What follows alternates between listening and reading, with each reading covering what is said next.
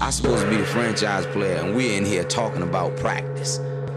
I mean, listen, we talking about practice. Not a game. We talking about practice. Not a game. Me. Bam, bam. Me, man. Not a game. Slap that like she scored 30. We talking about sports. I mean, what we even talking about, man? We talking about sports here. Alrighty, it's episode 34. We're back with the We Talking About Sports podcast. I'm Roland Zamora, and with me today, I got Ben Diaz. Ben, how's it going, man? Doing good, bro. Episode 34. So we're going to hit y'all with nothing but the truth this episode. Yes, sir. In honor of Paul Pierce. I'm doing good, bro. How have you been since last podcast? It's been a while. I know that we took last week off due to all the winter storm, crazy weather. Yeah, man. We actually ended up getting stuck out in Vegas. We had flown out on Saturday. It's not a bad place to be stuck. It isn't until you can also be done with Vegas, bro, because it's like we're ready to leave on Tuesday. We were supposed to go Saturday to Tuesday. We're checked out, we're ready to go back home, whatever. We ended up having to fly back to the Valley on Thursday because there was no flights to Austin or San Antonio, and then drove up back to the Valley. Ended up having to go to work in on the Sunday. Usually don't have to do that, but we got back to New Braunfels Saturday, back to work Sunday. We missed all the crazy weather, bro. The better question is, how have you been since last podcast? I've been good, man. I've been fortunate. I didn't really have any power or water issues. I was in a pretty good place as far as, my apartment didn't lose power the whole time. So it was cool. The snow, you don't get to see it too often in South Texas, here in San Antonio. Mm-hmm. So it was cool seeing it the first day, but it snowed 2 or 3 days later. And when it was coming down that second time, I was already, I was over it. I was ready for it to go. The roads pretty much, you can't go through anything on the roads. So slippery with the snow and everything like that. And the grocery stores, I mean, it was almost like it was, the pandemic again, with people rushing to H-E-B and trying to get anything that they can get. There are empty shelves. There's still a lot of empty shelves around H-E-B. I went this morning. So crazy stuff, but fortunate I didn't have any interruption in my power or my water. That's the main thing, bro. That's the main thing. I mean, pretty good. You were good as far as, I mean, were you ordering food? Were people delivering or? Oh no, I mean, I just so happened to make a run to the grocery store before the whole winter storm. So I had some food with me to stock me over and hold me over for a little bit. And then I actually got lucky and I got some stuff at a Target because I'd gone to H-E-B and everything. I actually got turned away from H-E-B. They told me that they were closing their doors until the next day. So I went to a Target and they had some stuff there. So yeah, it was crazy. It was, like I said, it was kind of like the pandemic all over again. People just rushing to grocery stores and trying to get all the water that they can get, all the toilet paper that they can get. But even the meats and stuff, we got back on Saturday and I went to the store to try and cook something Saturday night and everything was empty, man. I ended up going to the meat market and it was the second meat market I showed up to actually had stuff. Yeah, well, thankfully, we've had sports the whole time. So I said, I had my power the whole time. So I was watching games. You were in Vegas, so I'm sure you were betting on some games. There was games on everywhere, exactly. Yeah, you were there for a UFC card too. Yeah, real good UFC card. We'll talk about that towards the end of the podcast. For sure. Yeah, the main event there was a really exciting one. I can't wait to talk about that. But for sure. Yeah, man, as far as myself, like I said, I was fortunate to have the power and I was pretty much just watching sports. I had a couple of days off from work. Even though I work from home, a lot of people that I worked with didn't have any power. So we weren't really able to get much work done as a company just because, a lot of people were without power in San Antonio. Right. And, I didn't even know, before we get into this, I didn't even know Texas had its own energy grid. So I was kind of thrown off of hearing all those stories that kind of what went wrong and how prices are soaring up into $60,000, but whatever. Hey, Roland, and you work at a bank. So if the banks weren't open, that affects a lot of other businesses not being open, right? I know some insurance businesses usually aren't open whenever the banks are closed. Yeah, a lot of places were closed. I know banks were struggling to open up their branches, some of the last days of that winter storm. And I know they were thinking about opening it up, and then the snow hit again. So I know a lot of people lost a good 3 to 4 days of business last week, but just like Texas is, though, it was 90 degrees yesterday at one point during the day.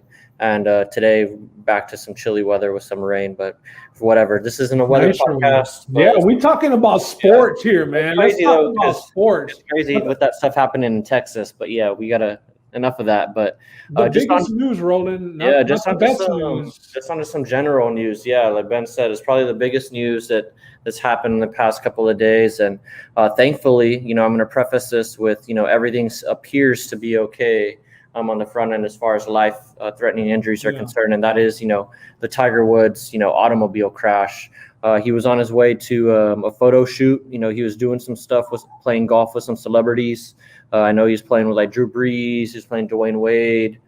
He was about to play with Justin Herbert or something like that, and hit a median. He was speeding. There were some reports of drivers on the road saying that it appeared he was in a hurry somewhere. He was, like they said, he was speeding. Somebody saw him at a stop sign or stoplight, said he looked agitated. I don't know how you can tell, just getting a glimpse at somebody, but nonetheless, that's kind of what's coming out. And the reports are also saying that he was not under the influence of anything. So you can scratch that off. I know that's what a lot of people were thinking about, considering that he did get pulled over a couple of months ago, or it's been about a year now since he got pulled over in Florida, and he was under the influence of some painkillers. But yeah, all reports are good, but the injuries are, I don't know of a better word other than, catastrophic.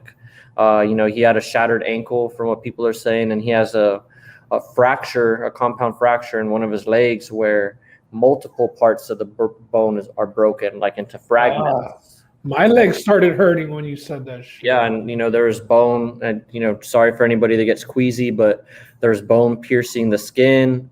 There was reports that later got debunked that he had to get taken out of the car with the jaws of life, but supposedly that wasn't true. He was transferred to, I think, Westwood there in UCLA a couple of hours after the crash, so everybody thought that was a good sign. That meant he was stable, but like I said, the injuries are catastrophic. This is a man that a couple of days ago came out on an interview talking, about his 5th back surgery that he just got through. Tiger Woods is 45 years old.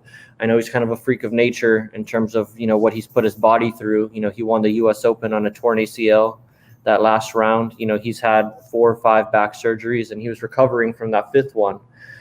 So not good timing for any of this. It's never Baba Ben. What are your thoughts on this? What was your first thought when you heard about the crash? My first thought was obviously what everybody goes to right away. Is he alive? I'm just very glad that he was alive. I wasn't even thinking about, will he come back to golf and all that.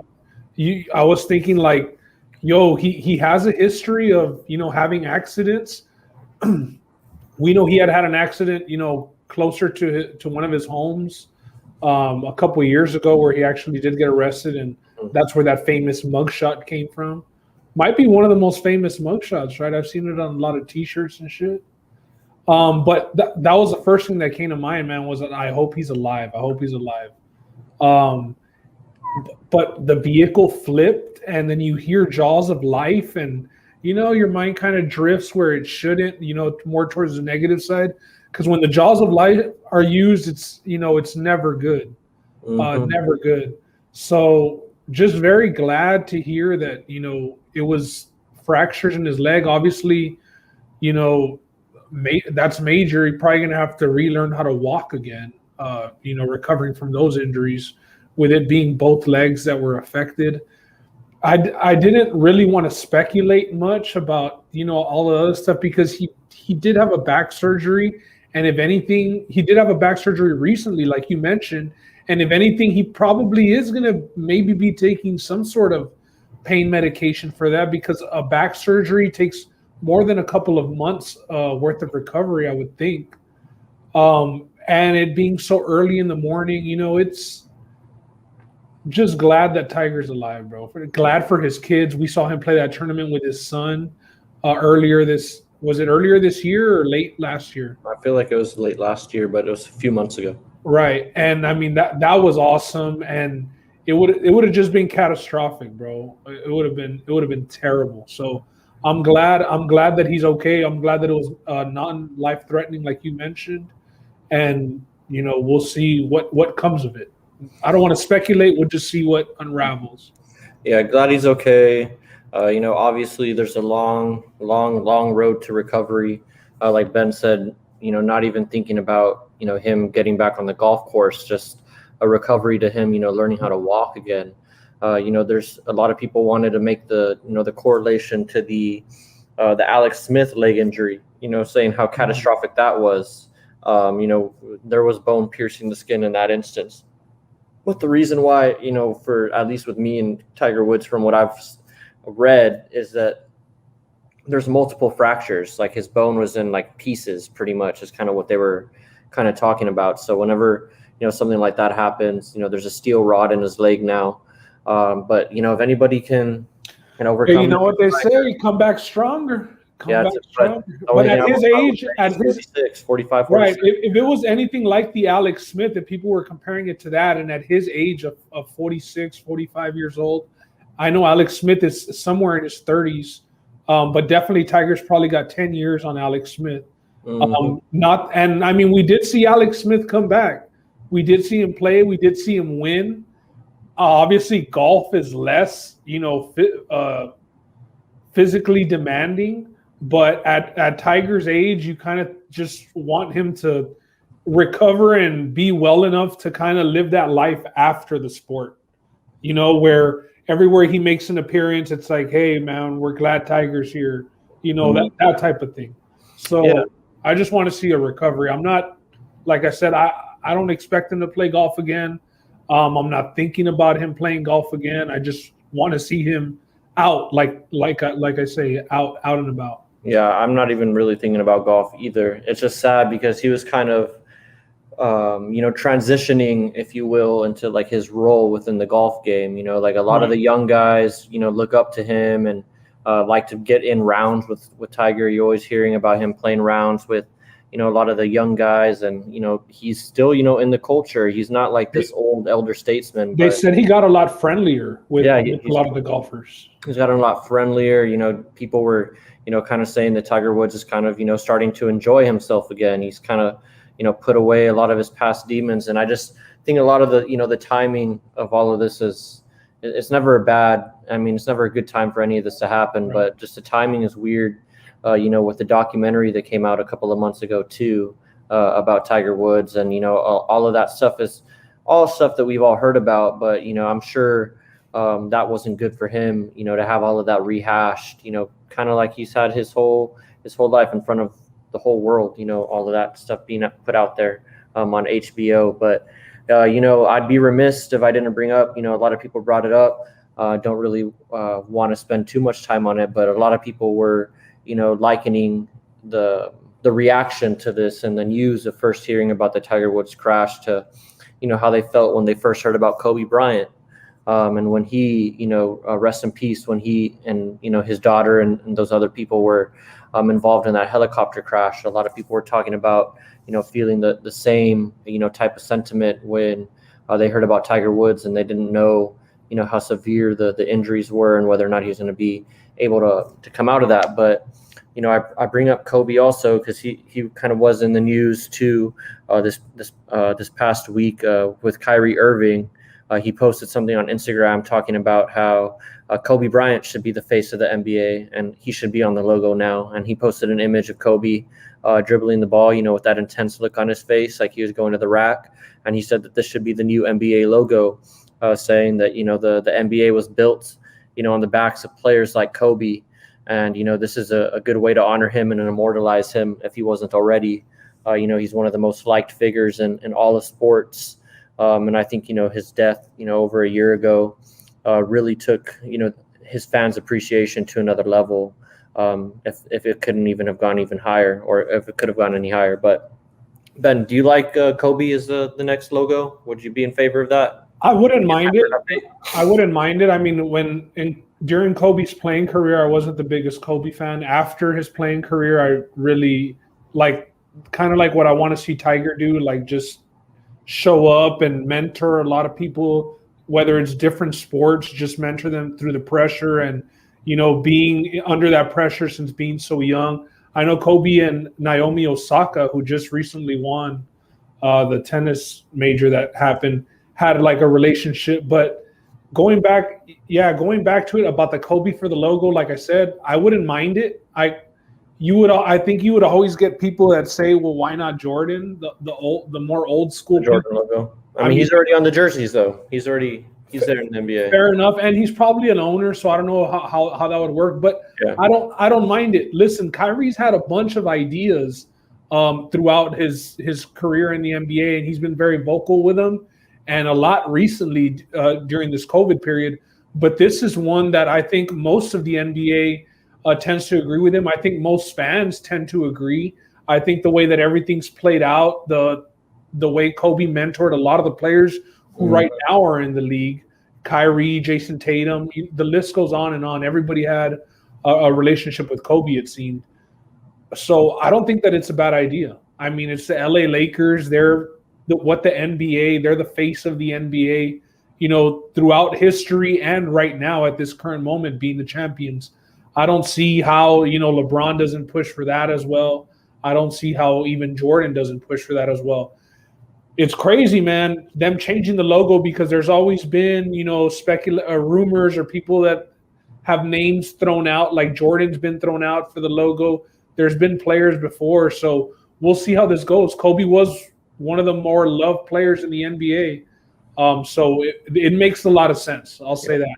Let's see how serious they take it. How serious do you expect them to take it? I think that's the $1 million question, whether or not, this gains any real traction. But, just to answer the question, I'm all for it. I think, everything needs to change every once in a while. Nowhere does it say that Jerry West has to be the logo of the NBA. It's kind of been like that. He was one of the first, I guess, founding fathers or one of the, guys that it's on Mount Rushmore because of his success. But Kobe Bryant, you say what you will about where he stands on the pantheon of great players. Everybody has their opinion. I'm not here to debate that, but there's no doubt that he is, like Ben said, one of the most looked up to players that there has been, at least for this generation that's in the league now, in terms of guys that are in their prime. There's more than a handful of guys. Almost every guy in the league you ask who they watched growing up in terms of these young guys that are getting into their prime, like Ben named, like Jason Tatum, Kyrie Irving, to name two guys that are at the front of that list. DeMar DeRozan, another guy. You ask all of those guys, and they name Kobe Bryant. Kobe Bryant's a lot of guys, Michael Jordan, and he represented the game in the right way. He was a fundamental basketball player. You watch the way that he played. There's a lot of emphasis on the fundamentals of the game. It's a lot of Jordan. A lot of Jordan in there. Why not make him the logo? We're in 2021. Roland, that brings me to my next question. How you say we're in 2021 and now is the time of change and where nothing is crazy. How many players in other sports, do other sports have logos? Is there players that are like the way that Jerry West is the NBA logo? Not that I can think of. The NFL doesn't have anything like that. The MLB? I think they have a player, but that's just a general baseball stance. I don't have Ken Griffey swing. I don't think it's a guy or anything like that. So I think the NBA is one of the only leagues that's like that everybody knows that it's, hey, that's Jerry West. That they made the logo right after. And yeah, it's time for a new pose. Ben, you brought up the Jordan pose. That would be something that's a little bit more representative of the NBA and the way that it's evolved. Kobe Bryant, I think, is a perfect example and perfect silhouette, I guess, for the NBA and the way that he evolved. Because there's a lot of guys that try and build their game after Kobe today too. That's what you want. For this generation, the guys that I think of off the top of my head that has, shaped the game and, opened the doors. Kobe Bryant, definitely one of them. You got to throw in Allen Iverson, kind of what he's done for the league and for the small man. The swagger and everything like that. Steph Curry's up there. LeBron James is up there too. In terms Vince of guys, Carter. Vince Carter with his dunks and his flashiness. There's a lot of guys that have evolved the game, but Kobe Bryant definitely. If there's anybody that deserves to be the logo, I'm all for it, like Ben is. Hopefully they take it serious, man. I mean, They've taken other things very seriously. And the crazy thing is that isn't Kyrie like coming up to be the president of the Players Association? I think so. I mean, right now I believe he's the VP, but I think that Chris Paul's tenure is about to be up, and I think that look, that might be hell for the NBA, bro, because Kyrie is a free thinker. He's not going to hold back either. And Kyrie does want to leave an impact behind. I will say that. Kyrie does want to make a change. And you have to think about it, too. The way that I look at it as far as the logo is what is like most representative of the league and kind of like where it's come from, where it's began to where it's at today. And I think you find a lot more people saying that Kobe Bryant and his, silhouette and him representing the league is more representative of, the foundations of the league and how it's evolved. You throw in, from Bill Russell to Michael Jordan, Larry Bird, Magic Johnson, all the way to Kobe Bryant. And Kobe Bryant is the epitome of all of that, in my opinion. And I think it's a great idea. And being one of the players drafted from high school as well, like exactly. That's not even allowed anymore. So it's transitional. You know what I mean? It's I think that it holds a lot of weight. Let's just see how much traction that it gets. That's something to keep an eye on, honestly. Over the All-Star break too. I think if there was ever a time for there to be noise about it, it'd be over the All-Star break when all the players are together.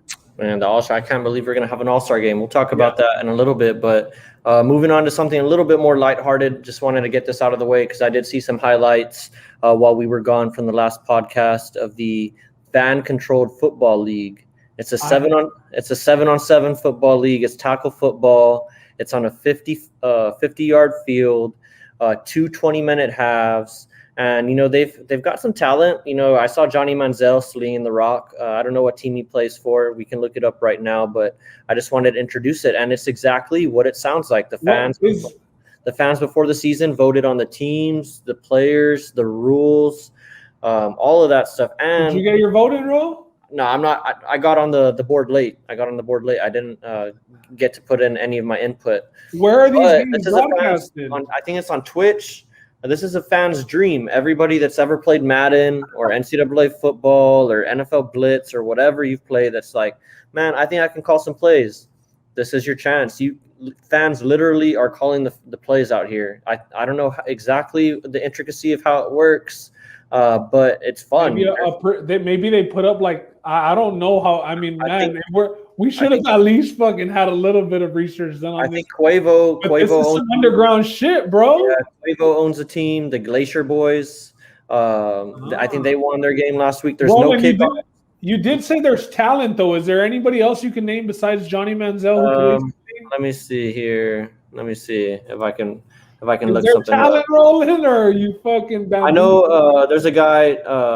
It's arena football with college halves, pretty much. Pretty much, yeah. 2 20-minute halves. I don't know if there's too much talent there. Johnny Manziel seems to be the big name. I know Quentin Flowers is there. He's a guy that played at USF. If you guys are big college football fans, I know Quentin Flowers. He's a pretty talented, running quarterback. One of those guys that runs a 4.3. DeAndre Francois. The former, I want to say, right? FSU, Florida State, former Florida State quarterback. He had some unfortunate injuries, and his career kind of held him back. But those are kind of the main players. Maybe some AAFL guys, that league that closed down, probably guys going and playing in that now. But it's a high-paced game. There's going to be a lot of games in the 50s. Teams start on their own 10-yard line. There's only 40-yard drives because the 50-yard field, no kickoffs, no punts. I wonder, do the guys are they able to start in motion like those crazy arena football players? You're able to start in motion, and this is a nice little twist. Instead of a field goal for an extra point, it's a one-on-one battle between the wide receiver and the defensive back. And so it's like a fade? Yeah, like the quarterback can throw a fade, can throw an out route. It's just a one-on-one. Okay. And I think I saw a couple of those plays. It's pretty exciting. Jalen Ramsey's going to make a killing in that league when he's done. He's just going to be the extra point specialist. He's going to clamp down that guy one-on-one. So I don't know how you get into it, but pretty much on Twitch and the fan-controlled football league app, you'll see run or pass when your team is on offense. You pick either one, and you'll see 4 diagram play options. You lock in your favorite, and you get notified which play won the vote. So pretty much the highest percentage. Yeah, highest percentage. So me, Ben, whatever, we're all logged on watching this game, and we think that we should run the ball. There's 4 plays for the run, and if you pick one of the plays that most of the fans voted on, that's the play that gets chosen, and that's how you go. So if anybody, like I said, if you've ever played Madden or played NCAA football or whatever, and you think that you know what's up, and you can call out some plays and diagram some touchdowns. Yeah, this is your league. Everybody who says that they're better than that Seattle offensive game planning guy.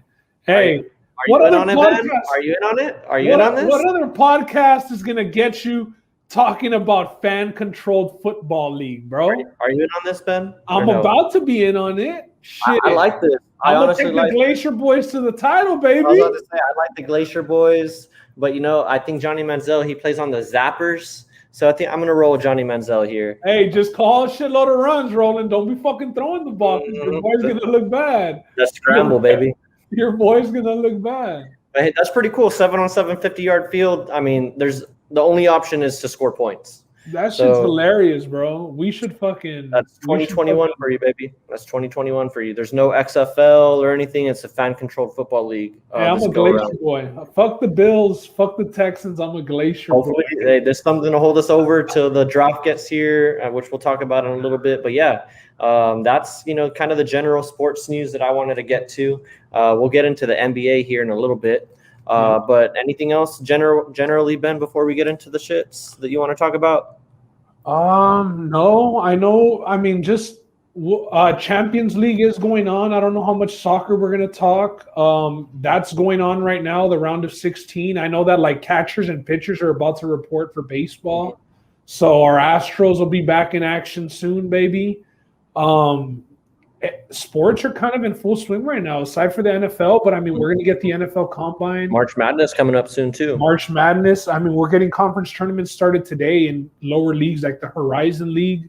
So it's conference tournaments, and then it's March Madness, and then it's the Combine, and then the summer. I don't know what's happening in the summer, but right now we're at full force, baby. And the sport that's in full swing right now, we're about to get into it, is the NBA, baby. It's a gift almost to keep at the on All-Star giving. break. Almost at the All-Star break. It's a nightly gift. There's always drama going on in the NBA, and we're going to get to it right now. And like I just said, we're about to get into it right now. The NBA, I think this is everybody's favorite league right now.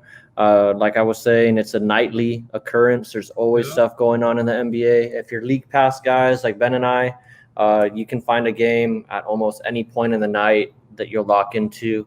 I know a team that I've liked watching on the League Pass, and it's probably driven because I just love this player, is the Hornets. I've been watching a lot of the Hornets with LaMelo Ball ever since he became the starting point guard. Is there a team you've been watching on League Pass, Ben?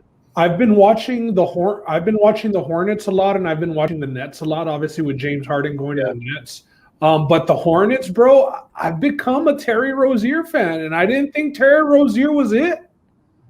But he's had that high volume tag his whole career, high volume guy. But I mean, think about it, bro. The Celtics pretty much traded Rozier, and I don't know what else for Kemba, but I mean, they might have been better off with Rozier, bro. Yeah, I think Rozier, a lot of, what we saw early or, during his time with the Celtics is a guy that was coming into his own, a guy that he's not short of confidence.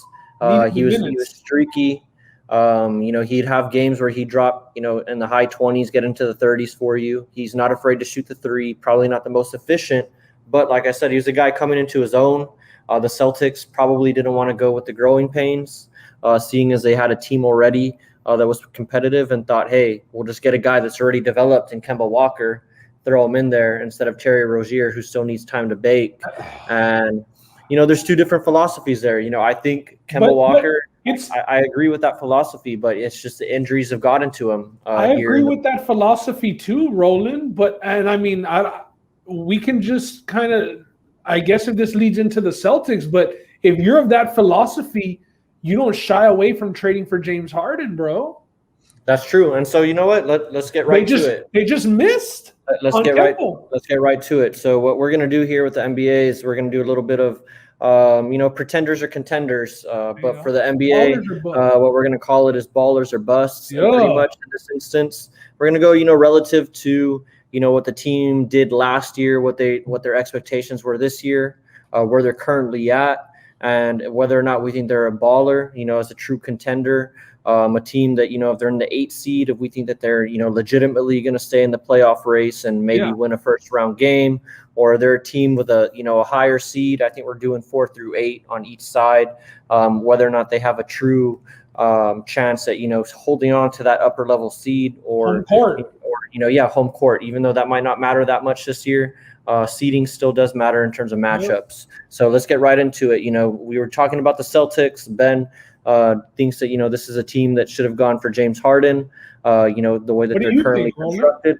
I think it's hard, for them to go for James Harden. I think they'd have to give up some pieces that they hold near and dear to them, probably a Jaylen Brown, a guy that I don't want to see. You just said in one of our group chats that you thought that he might be better than Jason Tatum. He's a dog. The numbers are there. That Tatum doesn't have, in my eyes. The numbers are there. And I was talking about it with my brother the other day. I think it was on Sunday. I forgot who they were playing. That Jaylen Brown, better than anything I could have ever imagined when he got drafted number 3 out of Cal. The story on him out of Cal was that he was an athletic, 3-and-D kind of guy maybe. Yeah. But he's got every trick in the book on the offensive side of the game now. He's not afraid to do a fadeaway, which he'll take any fadeaway in the book. But his 3-point shot's gotten good. He can create his own shot. He can be a facilitator. He's a dog, rebounding as a small forward. And you pair him with Jason Tatum, that's a pretty good 1-2 punch right there. Jason Tatum and Jaylen Brown. That's something I'd want to keep together and possibly build around. It is, man. But James Harden, bro. I mean, and I think they made their move for Kemba, like you said. They traded away. They might have struck out early. Yeah, and so with that, I'm going to introduce it. Right now, when I was putting the script together last night, I think they were sitting at 15 and they're 15 and they're 15 and 17. They've lost 3 in a row. Yeah. That includes getting the crap beat out of them last night by Trae Young and Danilo Gallinari. They combined for like 70 points. I think Gallinari went off. Yeah, Gallinari hit like 10 threes. And the night before, Luka hit him with that game-winning step back. They've had more game winners hit on them than anybody this year, I think. And then Sunday, the game you were talking about, they blew that 20-point lead to the Pelicans. To the Pels, yeah. I thought the Pels were dead in the water. In OT, right? Mm-hmm. 3 and 7, their last 10. Ben, I saw somebody on Twitter. I can't take credit for this all myself, but I do like the analogy. They're destined to be the Trailblazers of the East. Yeah, I like that. I hadn't heard that. I like it. And are they ballers or busts? Ballers or busts? I'm gonna say they're gonna be busts because I think that as a team they're expected what? Yeah, there you go. Their expectations. Yep. Eastern Conference Finals, and they could lose in the first round, man, depending on where the seeding ends up. They need a trade. They need to get a big man that can hold it down, not Daniel Theis, not Tristan Thompson. They need a big man that can hold it down, or they need to figure out it's going to be difficult, but how to get rid of Kemba. It's not working.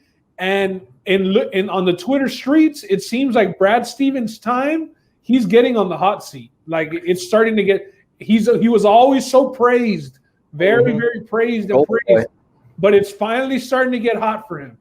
Yeah, he was the golden boy. Everybody, wants to dap up Danny Ainge for, being the biggest asset collector there is. How long can you collect assets though, Roland? Like you got to turn those. That was the whole thing with the Sixers. How long can you trust the process and keep on tanking? You got to cash in and get these guys going at one point. Same thing. Got so many guys who I can't name, bro. That are rotation guys for them. Like you hit with Brown, you hit with Tatum. Those are 2 big assets. I will say, last year, paying attention to them a lot in the bubble. They are missing Marcus Smart this year. Marcus Smart's been out a lot with injury. He's supposed to be their scorer because what I was going to say is I agree with you. They are busts.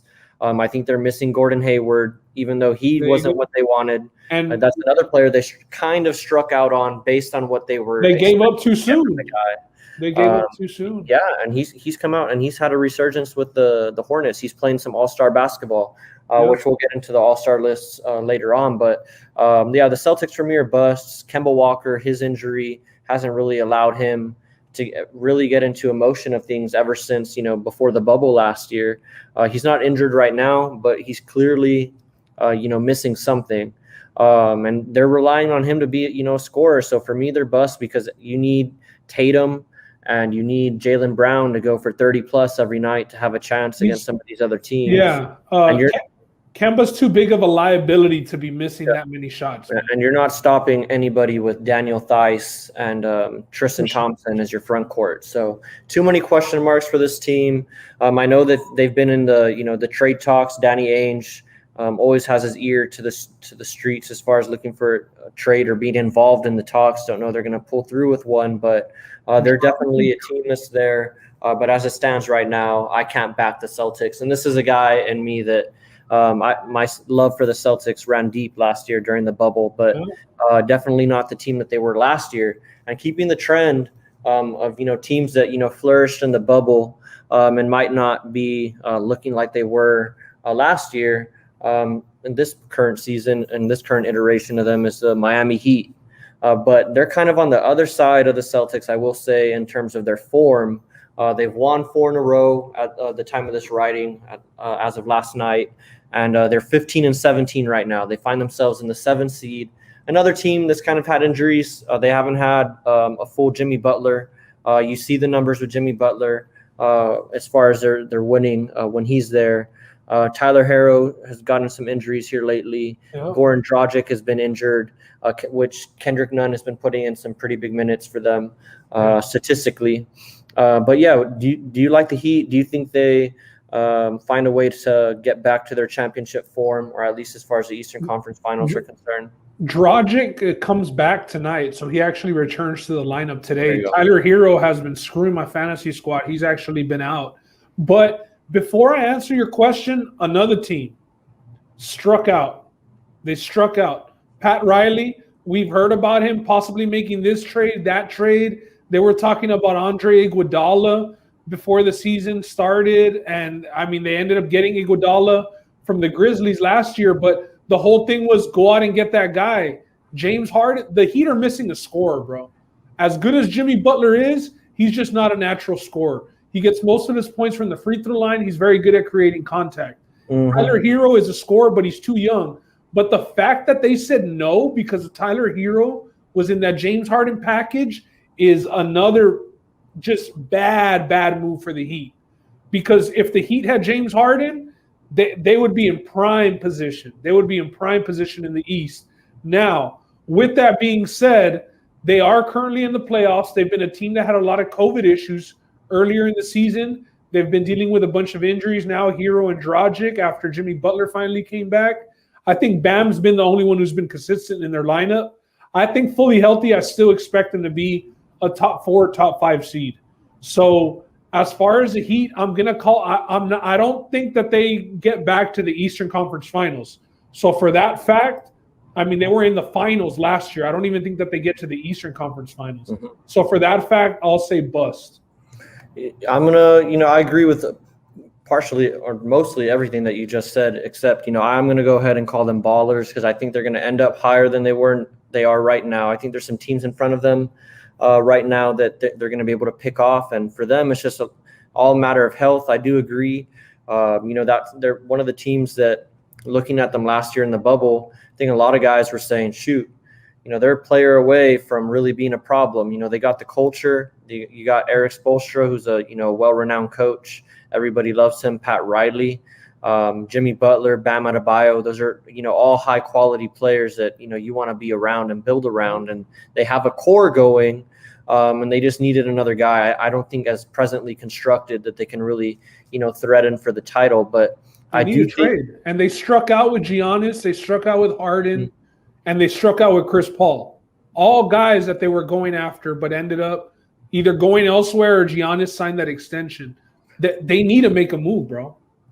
Yeah, and I just don't know that they can do it right now. I think their real push is going to be this next offseason. I think, with the expiring contract from Goran Dragic is going to free up some space for them to be able to make some moves. But I like them. They're a team with grit. I'm not going to back down from, Jimmy Butler. He's proven a lot of guys wrong. And so long as he is lacing them up for the Heat every night, I like their chances of winning. And Bam Adebayo is another guy, as we talk about the All-Star game, that I think kind of got snubbed. But moving on. I was very high on them last year, man. I just think that the Eastern Conference passed them up. Mm-hmm. People got better and they didn't. That's what I think. And speaking of a team that, I think they got better. They got another year of experience under a lot of their young guys' belts, and that's the Chicago Bulls. I don't think anybody would see them or paint them in the 6th seed. As of tonight, they are in the 6th seed. They're 15-16. They are on a 3-game win streak, and their last 10, they're 7-3. Zach Levine, he's playing lights out. He got elected to an All-Star game. The guy has, we talk about, every trick in the book. He has every single trick in the book on the offensive side of the game, and he's still a high flyer. When you add in that athleticism, just hard to stop him. Kobe White is really coming into his own as the signal caller, the point guard for that team, and he's a bucket at the point guard position. Lauri Markkanen, Markkanen, he's a double-double guy. Patrick Williams is a guy that looks like he's going to be contributing for them. As Otto Porter's been hurt, he's been getting some quality minutes. And I think they changed their coaches. I'm going to blank out on I think their coach now is Billy Donovan. Another guy, came in from the Thunder. That Donovan's with the Wizards because that's why Russ is back over there. Is it Donovan that's with the Wizards or Scott Brooks? I know. Oh, yeah, you're right. You're right. Scott Brooks is with them. So right. Both coach Russ. The Bulls, they find themselves in the playoff contention. I'm going to answer this one first. I'm going to say they're busts. I think there's another year away, I think, from really being contenders, maybe another true veteran away from being a contender. You know how you saw the Suns bring in Chris Paul. Maybe they can bring another, veteran presence like that. But as the way the team's currently constructed, I think they're going to fade in the second half of the season.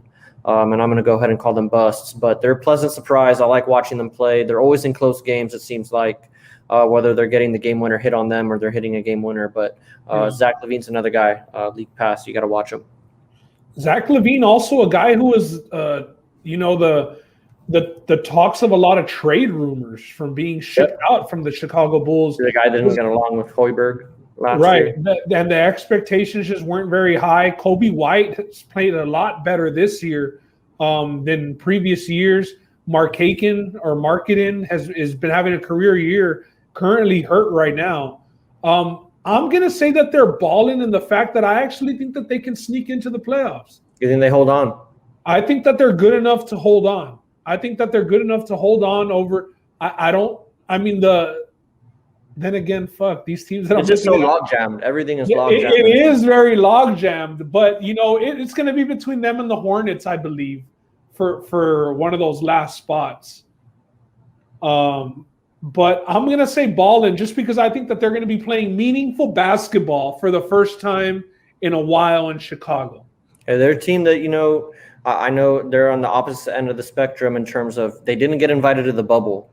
So they haven't played basketball since March of last year, really going into the season. So they got a lot of rest, while teams like the Lakers played all the way to the finals and only got 70 days of rest in between seasons. So Bulls, they're fun to watch, though, man. They go up and down. The baby Bulls are back, or it appears for now that they are. But moving up to the 5 seed, as it is right now, you got the Toronto Raptors, 16-17. They've lost 2 in a row, and they're 6-4 in their last 10. I don't think they're playing in Toronto. I don't know exactly where they're playing right now, but I know they're not allowed to play in Canada right now is the way the travel restrictions work. But this is a team that I think last year, they kind of outperformed. But in the big moments, if you want to, get real nitpicky, guys like, Pascal Siakam still showed that he was maybe a year or two away, or maybe might not be that guy who can really take over in a playoff situation, because time and time again, they called his number to post up and get an easy bucket, and he kind of flailed. They're in that playoff series against the Celtics. But they got off to a rough start this year. They're getting back to 500 basketball. They're led by Fred VanVleet, who signed a big deal in the offseason. That's their guy, too. If they need a bucket at the end, that's their guy. They have the smallest backcourt in the NBA, Kyle Lowry and Fred VanVleet. I'm going to have to say that they're busts also. I think they're going to get passed up, I think, by some of these teams that are behind them right now.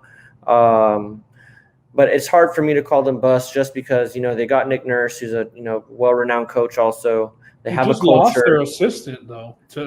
Assistant got hired by the Minnesota Timberwolves. But I just don't like the way that their team's currently constructed as far as, what happens, after Lowry, and Fred VanVleet. Can you really trust Siakam to get a bucket for you when you really need it? Norman Powell's been playing some big minutes for them. Anunoby is just getting back from injury. But there's just not enough here in this team for this team, the way that they've played in the past, what their, current, true expectations are. I'm going to call them busts.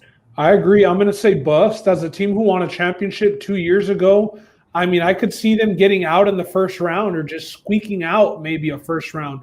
I don't want to say that they completely missed the playoffs, but I don't see them. I don't see them getting out of the first round. Yeah, I don't think they're guaranteed out of the first round either. I think a lot of it's going to be predicated on a matchup. Maybe they don't, flail and they move up to the 4 seed or the 3 seed, which it's hard for me to see them doing. But they're going to have to catch one of these teams that is new and is. I'm not big on the Raptors, and they are in a 2-game losing streak, and Kyle Lowry has been out both of those games. So, if you don't have Kyle Lowry, you don't stand much of a chance. Mm-hmm. Siakam just hasn't developed, man. It's like it's just that back to the basket. It's the same move. He just doesn't have much until he develops, and he does have all the skills. He just needs to put it together. But until that happens, yeah, the Raptors got some work to do. I'm going to call them busts. So I'm going to skip back to the 7 seed. I don't know how I overlooked them, but just going back real quick. We talked about Terry Rozier being on the other end of that trade for Kemba Walker, but it's the Charlotte Hornets. They find themselves in the 7 seed. They're led by, everybody knows LaMelo Ball, who, I was thinking back to, I don't want to toot my own horn, but we were talking about, potential stat line for him before the end of the season or before the season started. And I said something around the lines of like, he could potentially average a starting like 19, 8 rebounds and 6 assists. He's right there. He's like averaging 26 and 6 or something. So just want to throw that out there. LaMelo's playing Rookie of the Year ball. Yeah. Has his team playing winning basketball. Gordon Hayward, was the recipient of a big contract that everybody seemed to want to talk about in the offseason, including myself. Everybody was shouting out their agent, but he's been playing some money well earned. He's been playing some pretty good basketball, needless to say. But do you think they're ballers, or do you think they end up flailing out and busting towards the end of the season? I've been watching a lot of the Hornets. I saw just yesterday their game against the Suns. They actually had a second half comeback and took down the Suns. The weird thing is, though, since Devontae Graham has gotten injured or been in and out of the lineup, and LaMelo's been promoted to a starter, it seems like the team is really like they're going. He can turn the ball over quite often, but more often than not, they're making a lot of plays. Gordon Hayward, like a breath of fresh air with this team. It's a whole new guy.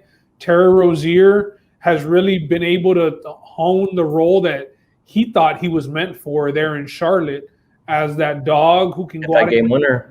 He had that game winner with Draymond's stupid double technicals at the end of that game. So they're fun to watch, man. They're young. They play hard. Jordan's got a good thing going, and I could see them and the Bulls battling for that last spot. This is a team who I have with them. So I'm going to call them ballers because I think that they're going to be playing, that play-in game at minimum. And last year they weren't a bubble team, were they? No, they were not. And I got to shout out, Malik Monk. He's another guy that has been the beneficiary of Devontae Graham being in and out of the lineup. He's been, getting a lot of minutes, and I think he went for over 30. Yeah, he went for over 30 last night. LaMelo Ball, though, playing some great basketball. I'm going to call them ballers because I think they're going to hold on to a 7 or 8 seed, and they're going. And they look like ballers when we watch them. Damn it. Mm-hmm. Yeah, I love their fits. I've been very tempted to get myself a jersey, but I'm still waiting on my Spurs Fiesta jersey to come in the mail. So weird. They let you order it like 4 months. I ordered it in December. And I still have not gotten it. It's crazy. That's why people bootleg shit. NBA.com. Best believe as soon as I get it, I'm going to wear it on the podcast. So I have to. But yeah, I'm going to go ahead and call them ballers. And the last team on the East that we'll get into that I have on here kind of as an honorable mention, just because they're floating there right in striking distance of the playoffs. And I don't think this is a team that anybody thought would be here right now. And that's the New York Knicks. They're 15-17, 6-4 in their last 10, and they lost their last game. I think it was against the Warriors last night. But Ben, do you think they stay in contention for this play-in seed, or do you think they end up flailing? Because they're right, like with the Hawks. Yeah, they're right there, and I don't have the Hawks making the playoffs. And Marky's gonna owe me some money for that shit.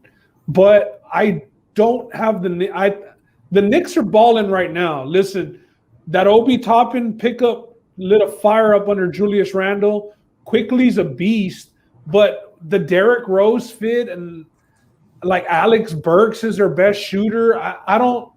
They're not a playoff team yet, man. They're not a playoff team yet.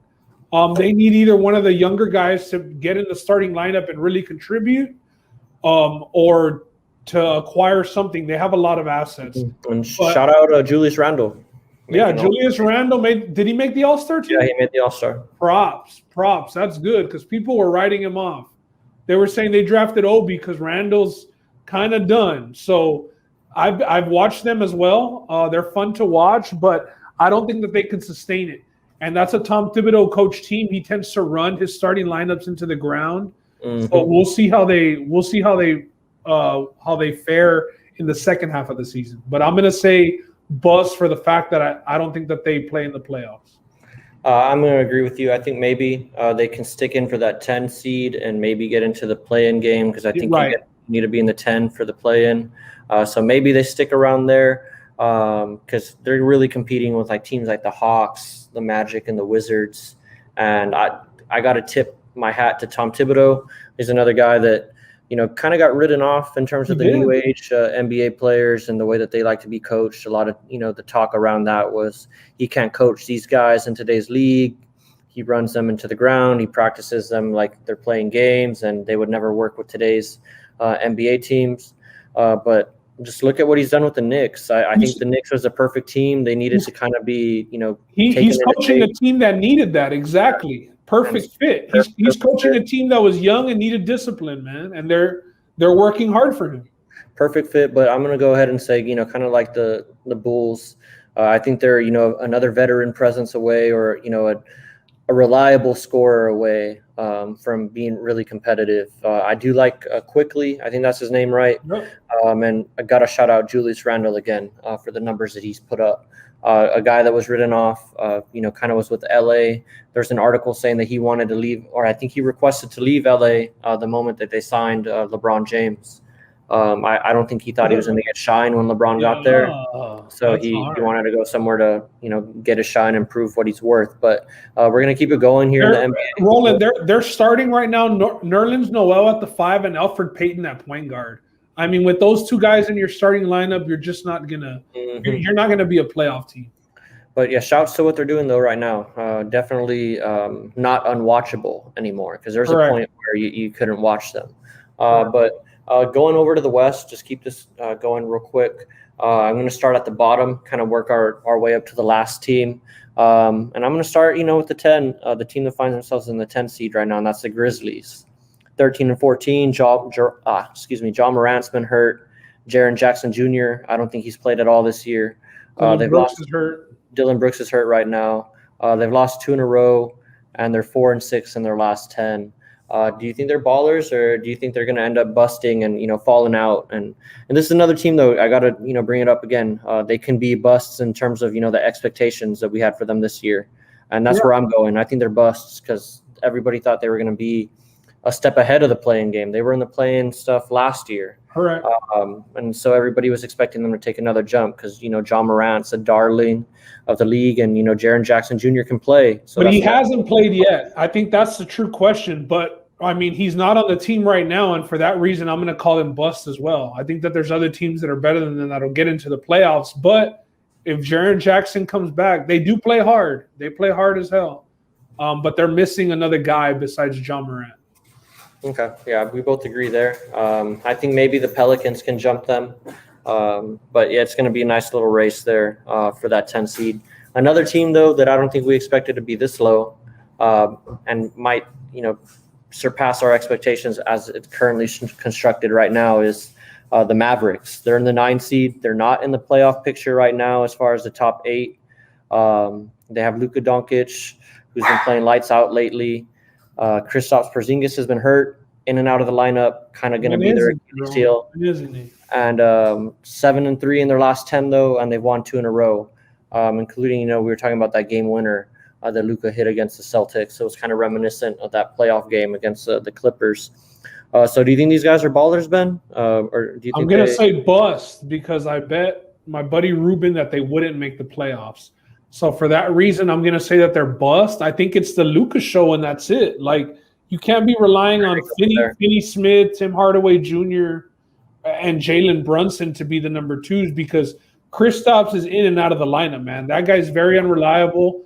He's being shopped to the teams like the Warriors right now also. The Mavericks are not in on Kristaps Porzingis due to his injury history. So it's going to be the Luka show. And he's been hot right now, but I'm going to say bust on the Mavs. Because if they don't win a series in the playoffs, I mean, they haven't yet. You got to win a series at least, and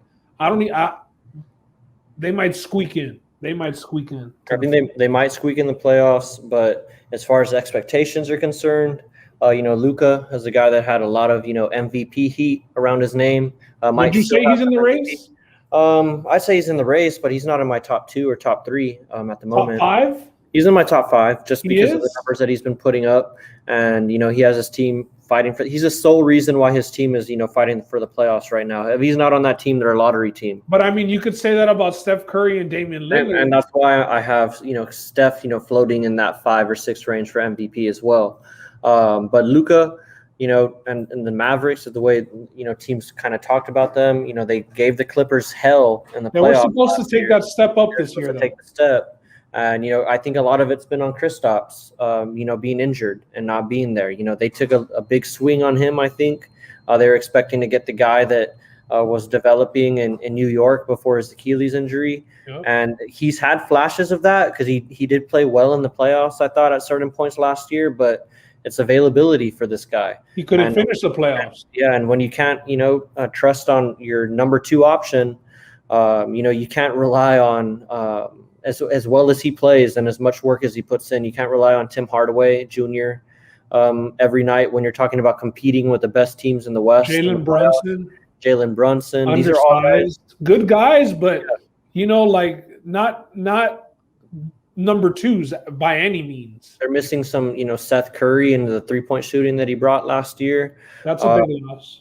So, yeah, the Mavs, for me, they're busts. I know a lot of friends that are big Mavs fans, big Luka guys, and, for right reasons. So, Luka is a stud. I think he's going to be a stud in this league for a long time. But this season, they're busts for me, man. As far as expectations are concerned, where they're at right now, and where I think they're going to end up at the end of the year. Total busts. Moving on to another team, got hit by the injury bug early on before the season even started. It's a team that we talk about a lot here because, Ben has had some run-ins with these guys over the past few years. Ben's brother likes this team. So we're always talking about these guys. It's the Warriors. They're 18-15 right now. They're in the 8th seed. They're 6-4 in their last 10, and they've won 2 in a row. They've been playing some pretty good basketball. I do think they're missing some offensive weaponry. You can't be looking at Oubre as your 2 or your 3 spot, two or your 3 scorer. Draymond Green, king of the triple single, but he does play winning basketball for all intents and purposes. Ballers or bust, Ben. I'm gonna throw this one to you first. The Warriors would have been ultimate fucking ballers had they drafted LaMelo Ball and had him and Steph Curry in the same backcourt. I'll start with that. That'd be crazy. It would be. Wiseman is a dog, though. I didn't bring him up right now, but Wiseman can play. But LaMelo's different, especially with Curry. It would have been different. And then once Klay comes back and LaMelo's 6'8", like, but they're balling because they were the fucking worst team in the NBA last year, and they're in contention. I've been hard on Curry. I said, hey man, yeah, these guys are out, but this is when you average 30 and you give your team a chance. And he's doing it, so they're balling. And I expect them to be in the mix for the play-in game, if not the 8 seed, if not the team that only has to win one time. So I'm going to say that the Warriors are balling because Steph Curry's balling. He's in my top 5 for MVP. I agree. MVP candidate, Wardell, Steph, he's been playing like a monster. I was watching their game yesterday.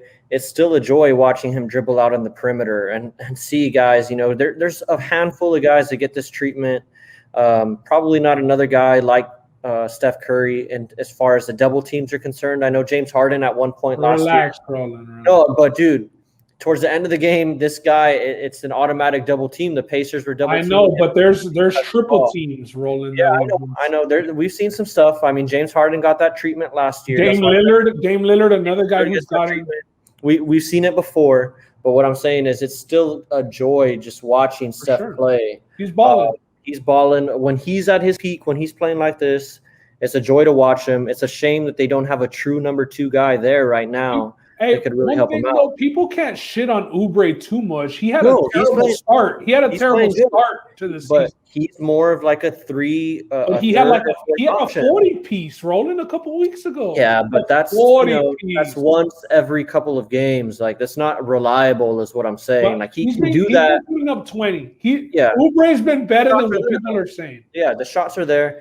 People were making fun of him and saying that if he wasn't shooting the 3 ball, that the Warriors would be the number 1 3-point shooting team in terms of percentage. That's how much he was tanking them. But he's stepped up. He's a 2-way player. He's not afraid to, guard the best player on the other team.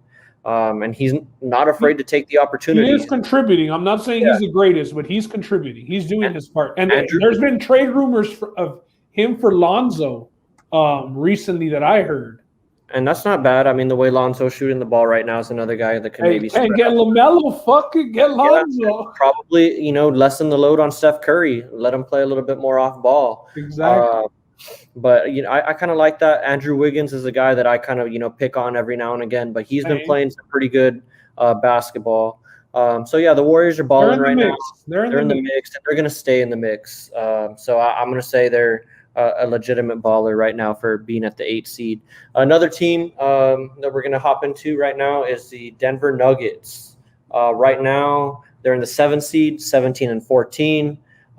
They're playing 500 basketball right now, rotating wins and losses. They just won their last game last night.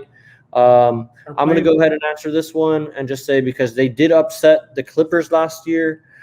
In the bubble, everybody was waiting for that Clippers and Lakers showdown, but the Nuggets had other ideas. I'm going to go ahead and say that they're busts, though, because I don't see them making that same run that they made last year. Jokic is playing lights out. Jokic is a guy that's the top 3 MVP candidate right now. Just the way that he's affecting the game in every asset. He's dropped some 50 pieces. He had 40 last night. 40 last night, automatic triple-double, as it seems sometimes. And the only reason why I'm going to say that I don't think that they're ballers, again, like I said, I don't think they're going to make the run that they did last year in the playoffs. And because Jamal Murray, I think is kind of flailed a little bit. I don't think he had himself a bubble. He had himself a bubble. He played lights out in the bubble. He was a guy that everybody was talking about. Shit, this guy could take the next step to being a true top 15 player, maybe. Might not be there right now. Michael Porter Jr. got hit with the Rona. That's kind of affected his game. I know you're high on Michael Porter Jr. He was playing good. Still high on him? I'm still high on him. I think he right now he's suffering because he was out for like a month because of the COVID. When you don't believe in Corona, yeah, exactly. He went on Snapchat and said that it was a government conspiracy and shit like that. I guess it kind of got him and taught him a lesson, but He was playing lights out before the COVID started, and I just don't think there's enough consistent scoring on that team night in and night out, and you're going to need Jokic to dominate every game. So I don't see it happening for them this year. Yeah, for their expectations and where they were last year in the Western Conference Finals, another team that maybe they can squeak out of the first round. They're the Celtics of the West to me. They're like they should have done something with their assets instead of letting Jeremy Grant walk away to Detroit and become a 29-5 guy, a 22-9-5 guy. They fucked up, bro. Like I know that they hold Michael Porter Jr. Is that his name? Michael Porter Jr. Everybody holds him so high. I'm not the biggest fan. I haven't been the biggest fan, but they're missing Grant. They have a couple of guys that have been injured. Will Barton, Gary Harris has been out also. So they're going to get pieces back. They'll make the playoffs on the strength of Jokic and the MVP campaign that he's having. He'll be in the mix for MVP, but he won't get it just based on seeding and all that shit. But as far as for seeding purposes and where they're going in the playoffs, I'm going to say bust. I'm going to say bust for them, and I'm going to say that they had so many assets that they should have made a move.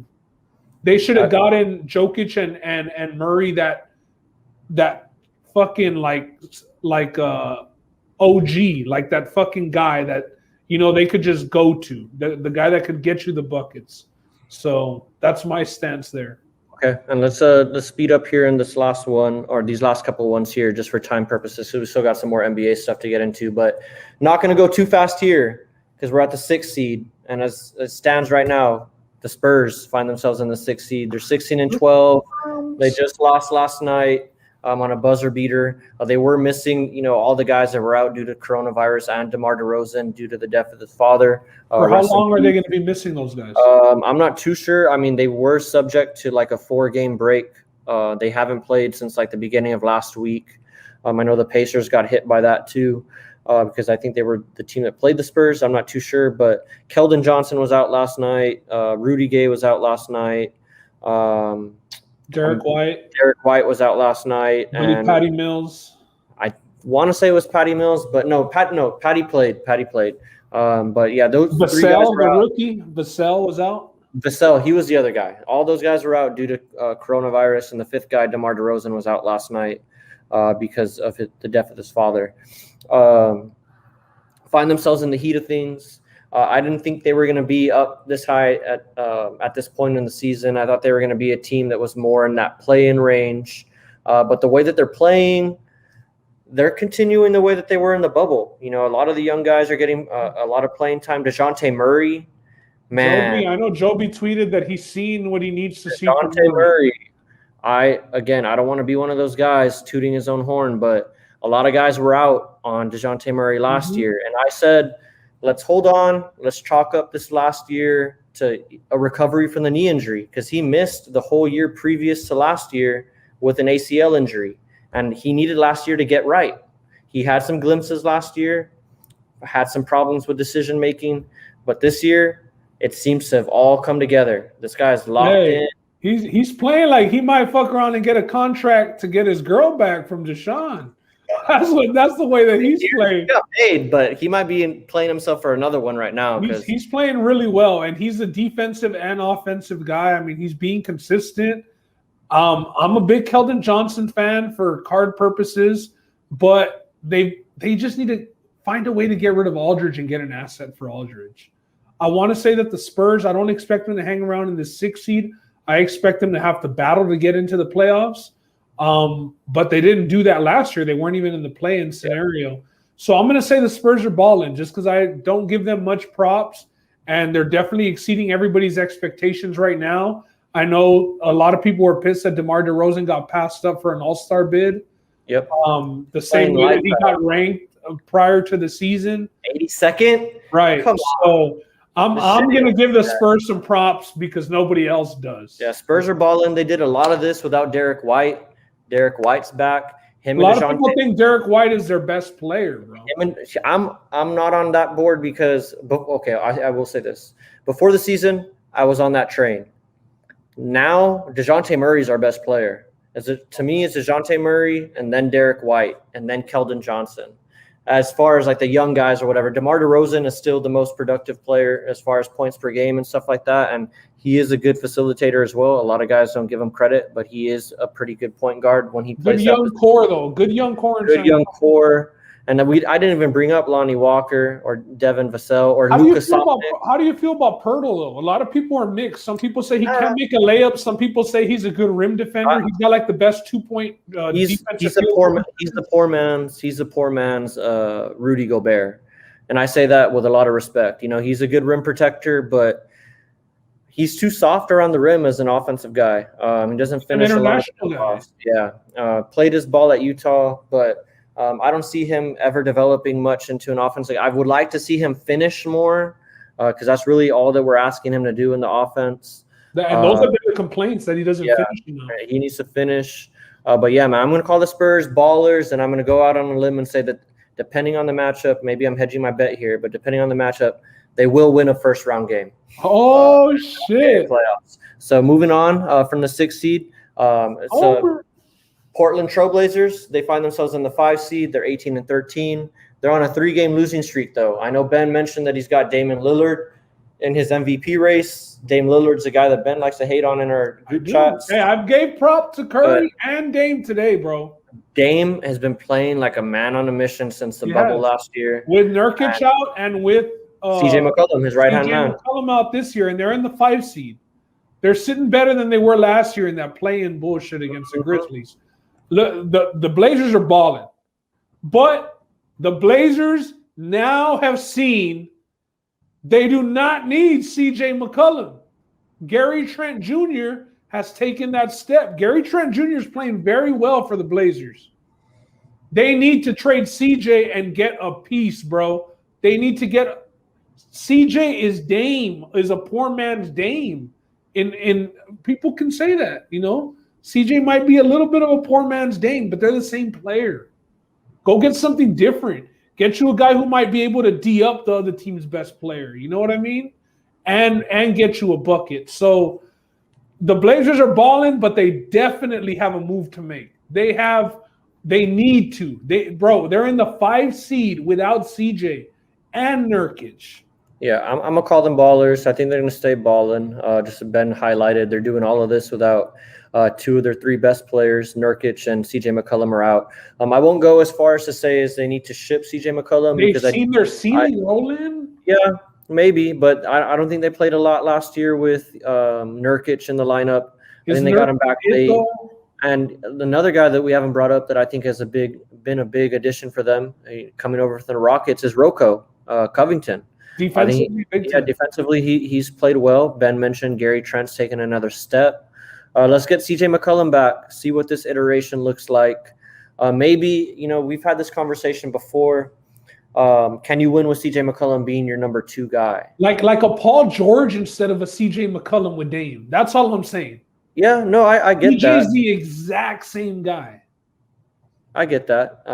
But as far as, who's going to give up a guy for McCollum, of that caliber, you have a proven commodity. And CJ McCollum, you know what he brings to the table when he's healthy. He makes them a top 5 backcourt in the NBA when they're both healthy, Dame and CJ. I think they've just had, some injuries in the past. They didn't really get. Yeah, and their big is Joseph Nurkic, so that could be another thing too that holds them back. But right now they're balling. They are balling. Thanks to Dame, though. Yeah, thanks to Dame and Gary Trent. Last one for the West. Everybody's favorite all-star snub, although he just got in because of the injury to Anthony Davis, is Devin Booker and the Phoenix Suns. They are the 4 seed right now. They're 20-10, and they're on a 2-game win streak. Do you think they stay balling? Do you think they're not on a 2-game win streak, Roland? They lost never mind. They lost last night. Yeah, you did update this. You made this before, but I watched that game. They lost to the Hornets. And the one thing that I will say about the Phoenix Suns, they're sitting in the 4 seed right now. They won't have home court advantage come the playoffs.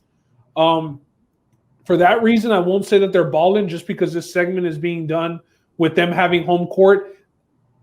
I know that they have Devin Booker, but I don't know at the end of games, man. Like they've blown some games in the fourth quarter, and the most recent one, that debacle with the Nets, where they had that 24-point lead against the Nets without Kyrie and without KD, and the Nets stormed back and beat them on the strength of Joe Harris and James Harden. Booker and CP3, they need a closer. They need to figure out who's going to be the closer, and that closer's got to get some confidence. Hopefully now with Booker being in the All-Star game, it'll give him some confidence for the second half of the season. Not saying that he's not playing well, but I've just seen them struggling closing games. Yeah, so I'm going to call them pretenders because of where they're seating right now. I do expect them to make the playoffs, but I don't expect them to hold home court advantage. Yeah, I'm going to call them busts. I don't think they maintain their current standing and as a home court team.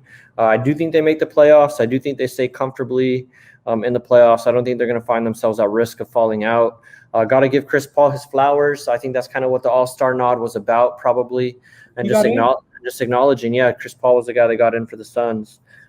He's a winner. He hasn't won a championship, but you have Chris Paul in your team, you're going to be competitive and you're going to have a chance at winning because he cares that much about winning, and he brings that out of his teammates. So I just wanted to get that out of the way. But DeAndre Ayton, he's a good player. He's an automatic double-double, but he's barbecue chicken. You see, does he need more time? Or no, I think you're out. No, I'm with DeAndre Ayton. I think he's a good player. Okay. But he's barbecue chicken on defense. You see teams getting him in the pick and roll. They're looking for that. They're going at DeAndre Ayton, wanting him to, switch over and play defense on the perimeter, and it's not pretty. It's a mismatch every time. Right? Yeah, he's a number one pick, and I think he's an automatic double-double. I think he's going to be a contributor on a competitive team for years to come. But I just don't see it there for them defensively. I don't think that they have a true closer. I'm also going to call them bust because I don't see them winning a playoff series this year. I don't think they know how to win a playoff series. I don't think they know how to beat a team 4 times. That's Chris Paul's going to be closing out them games for you, and you did say he's a winner. Look at where the Thunder are sitting now, and the only difference is that they got rid of Chris Paul, and they're not even sniffing the playoffs. So, yeah, give the flowers to Chris Paul, and congrats on that All-Star bid. Good thing that Booker got in now because I know he was pretty tight about that shit too. So, keeping it with the All-Star game, and, that was ballers and busts, so I think we got through it. There's a lot of teams, some good discussion, but just keeping it on the, the All-Star game and the snub, although it kind of got vindicated a little bit with Booker getting in because of Anthony Davis missing. Were there any other snubs, Ben, that you saw? Christian Wood, although he did get hurt. So, if Anthony Davis gave up his spot due to injury, I did think it was bullshit that AD was going to take up a spot. Just because he's not playing, he's out. He clearly wasn't going to play the All-Star game. But that's good that they gave it to Booker. Like I was saying, he was pretty tight about it. I honestly – did Vucevic get into the All-Star game? Vucevic got in on the East. Okay, then nobody got snubbed in my opinion. I think on the East, and this is just a personal favorite of mine because I have him on my fantasy teams. Pacers. Yeah, Sabonis, man. Sabonis has been an automatic double-double. He's had 20 rebound games on multiple occasions this year. Has the Pacers in the 4 seed. I think Sabonis should have gotten a look over Vucevic just on the winning. Vucevic has been balling, bro. He's been balling, and the Magic are in the mix as well. Yeah, Magic are in the mix, and then also it's hard to say anybody got snubbed on the West, even though Devin Booker was a popular guy, but I think it just goes to show how deep the West is at guard. It's crazy. You have a guy like Shai Gilgeous-Alexander having one of the best years of his career, if not the best. East, he might have gotten in. Yeah, but he's not even sniffing the All-Star game right now. Another guy, DeMar DeRozan, just got to shout him out. I think he got snubbed. But did Van Fleet get in, Roland? No, he didn't. He got snubbed as well, as far as not making it. That might have been a snub for me then, Van Fleet, because.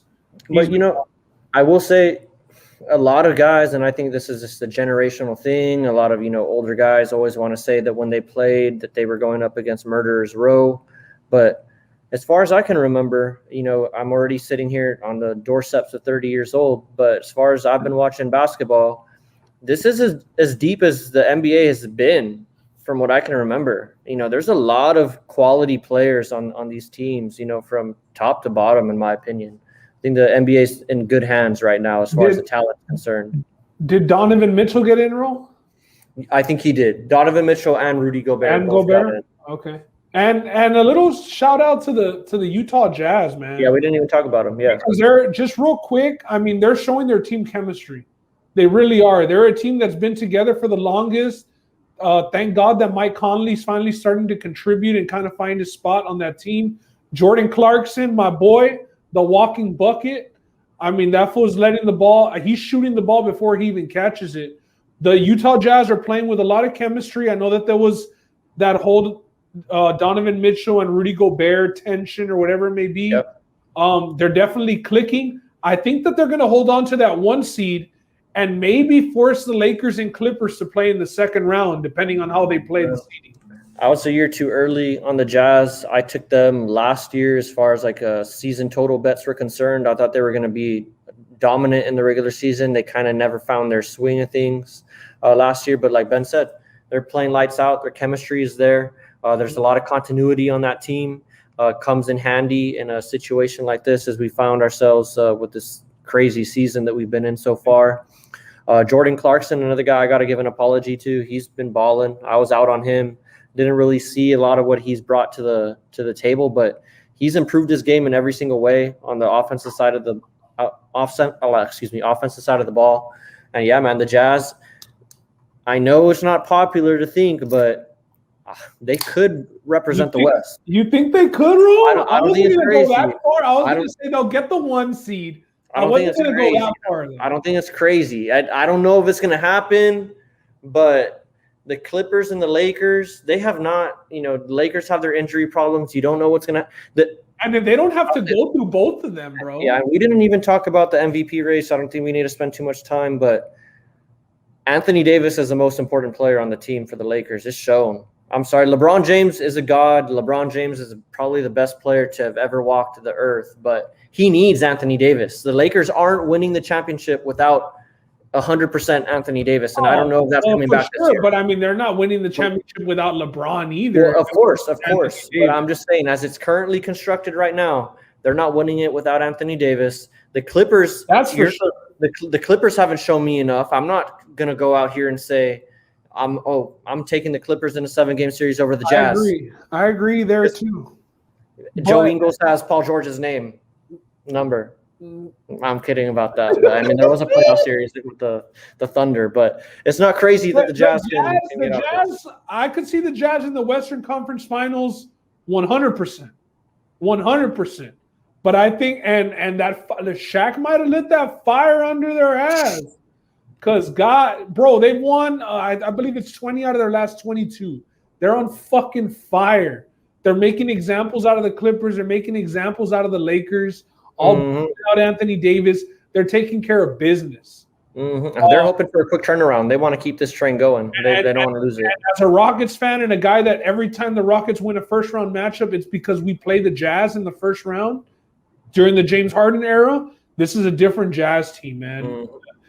Bogdanovich healthy, they lost Bogdanovich at the beginning of the bubble before the bubble last year. It's a different team. Yep. Shout out to Jazz. I'm glad you brought that up. But sticking with the All-Star and the snubs and whatnot, a lot of players have been coming out. I think Paul George was the last one that came out and said that he doesn't see a point in this All-Star game. I'm on that side. I'm not like one of those guys that's like, oh my gosh, stay inside, stay in a wrapped in a bubble and all this stuff. I do think you got to go out and do stuff. The world's going to open up again, but as far as it stands right now and what has happened in the NBA so far with the amount of cancellations that we've had, the amount of teams that have gone down with the COVID, with the Spurs recently going down, the Grizzlies went down earlier, the Wizards went down before that. You've had so many canceled games. You're already on a crunch. Why are you going to risk 20 or 24 of your best players all being in one spot in Atlanta that's been open? You said that there's not going to be any parties. They're going to wall out. But you're throwing James Harden in Atlanta. I'd hate to pick on James Harden. He might not be a starter, but he's in the All-Star game. If James Harden's in Atlanta, and you better believe some of the other guys are following him. Listen. You think it's stupid that they're playing? No. I don't think it's stupid that they're playing, because if they're fucking playing regular season games, what's the point of not playing an All-Star game? But it's an unnecessary risk. We It's a see risk, how much though. it cares to some of these guys, Roland. Yeah, Rudy Gobert cried for not making it one year. Devin Booker He gets mad all the time. cried last night, bro. Yeah. You got guys like Christian Wood also saying that they got snubbed. He's averaging 22 and 11. And The injury hurt him, though. The injury hurt him. Exactly. The injury hurt him. And I agree. But the point is, there is guys that want to play in this game. So that's why I do agree with them playing it. If the guys don't want to participate, let them not participate and let some of these other guys get in the fucking game and everybody's happy. Yeah, I just think, there's money on the line, too. All-Star Weekend is one of the things that, gets viewership going, from the three-point contest to the dunk contest to the skills and all of the stuff that goes on with All-Star Weekend. Yep. All eyes are on the NBA for that weekend, and that's obviously something that they don't want to pass up and have to cancel because of the coronavirus. But I just say it's stupid because we've already seen what's happened. There's already been a lot of games canceled. A lot of guys have been sick. Just don't need to take a risk like this, especially with your best players. Like, imagine if they all, there's a string of them that got sick. They come back for the second half of the season, and the main guys are missing. And they're already under a crunch. That's fair. Then I agree with you, though. I do think if the players want to play, they're the guys that work for this. They want that accolade. They want to be able to say that they played in an all-star game and put that on their chest. If guys say that they won a championship in a bubble, then why can't these guys want to play in the fucking All-Star game and claim it? It bothered some of these guys, bro. Devin Booker was legitimately fucking bothered by it. Yeah. Now, obviously, maybe it meant more in his contract money-wise. Maybe the game doesn't mean so much, but we don't know. But the fact is, these dudes do care. They care. They do care. And I'm still I want to see, how the captains pick the teams. I think it's Kevin Durant and LeBron James as the captains. Oh, that'll be interesting. Kevin Durant, he took over Giannis as the Eastern Conference representative. So we'll see what happens there. But last thing on the NBA, and we just talked about it now. And the Bucks are pretenders, even though we didn't talk about them. They're fucking. They have not looked good at all this year, but we're going to get to see a lot of them in the second half. We're going to see some more teams. Holiday, hopefully. He's been out, and it's been hurt. It's hurt them. That's the guy that they took a big, swing on, hoping that he would be the missing piece for them, but he's been out. But, keeping it on the NBA, and, we'll leave on this note. The NBA did release the second half of their season. Just a few things to note on there. The NBA is dedicated to every team playing all 72 games that they had, even if that means some teams playing more than others after the All-Star break, and we're going to get just that. So we got a couple teams, like we mentioned, they got hit by the Rona on the first half of the season.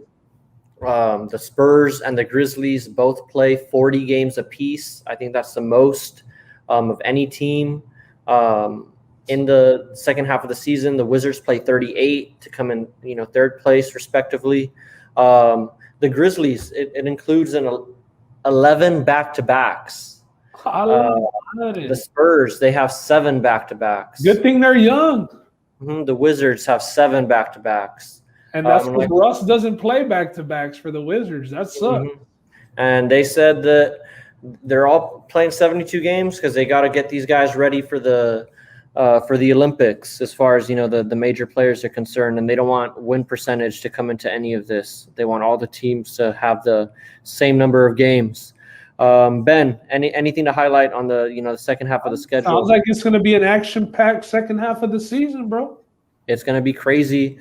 I don't know how some of these teams are going to fare, like the Spurs and the Grizzlies playing 40 games. I do think there's some other teams that kind of benefit. I think the Lakers got most of their games in, so they're going to have kind of a relaxed schedule to begin with. And I think the strength of schedule for them kind of allows them to deal with that injury for Anthony Davis. But I don't see that there's any way that all 72 games get played for every team. I know we got the vaccine coming, and I'm on team vaccine. I want this virus to get eradicated. I want everybody to get the vaccine that needs it.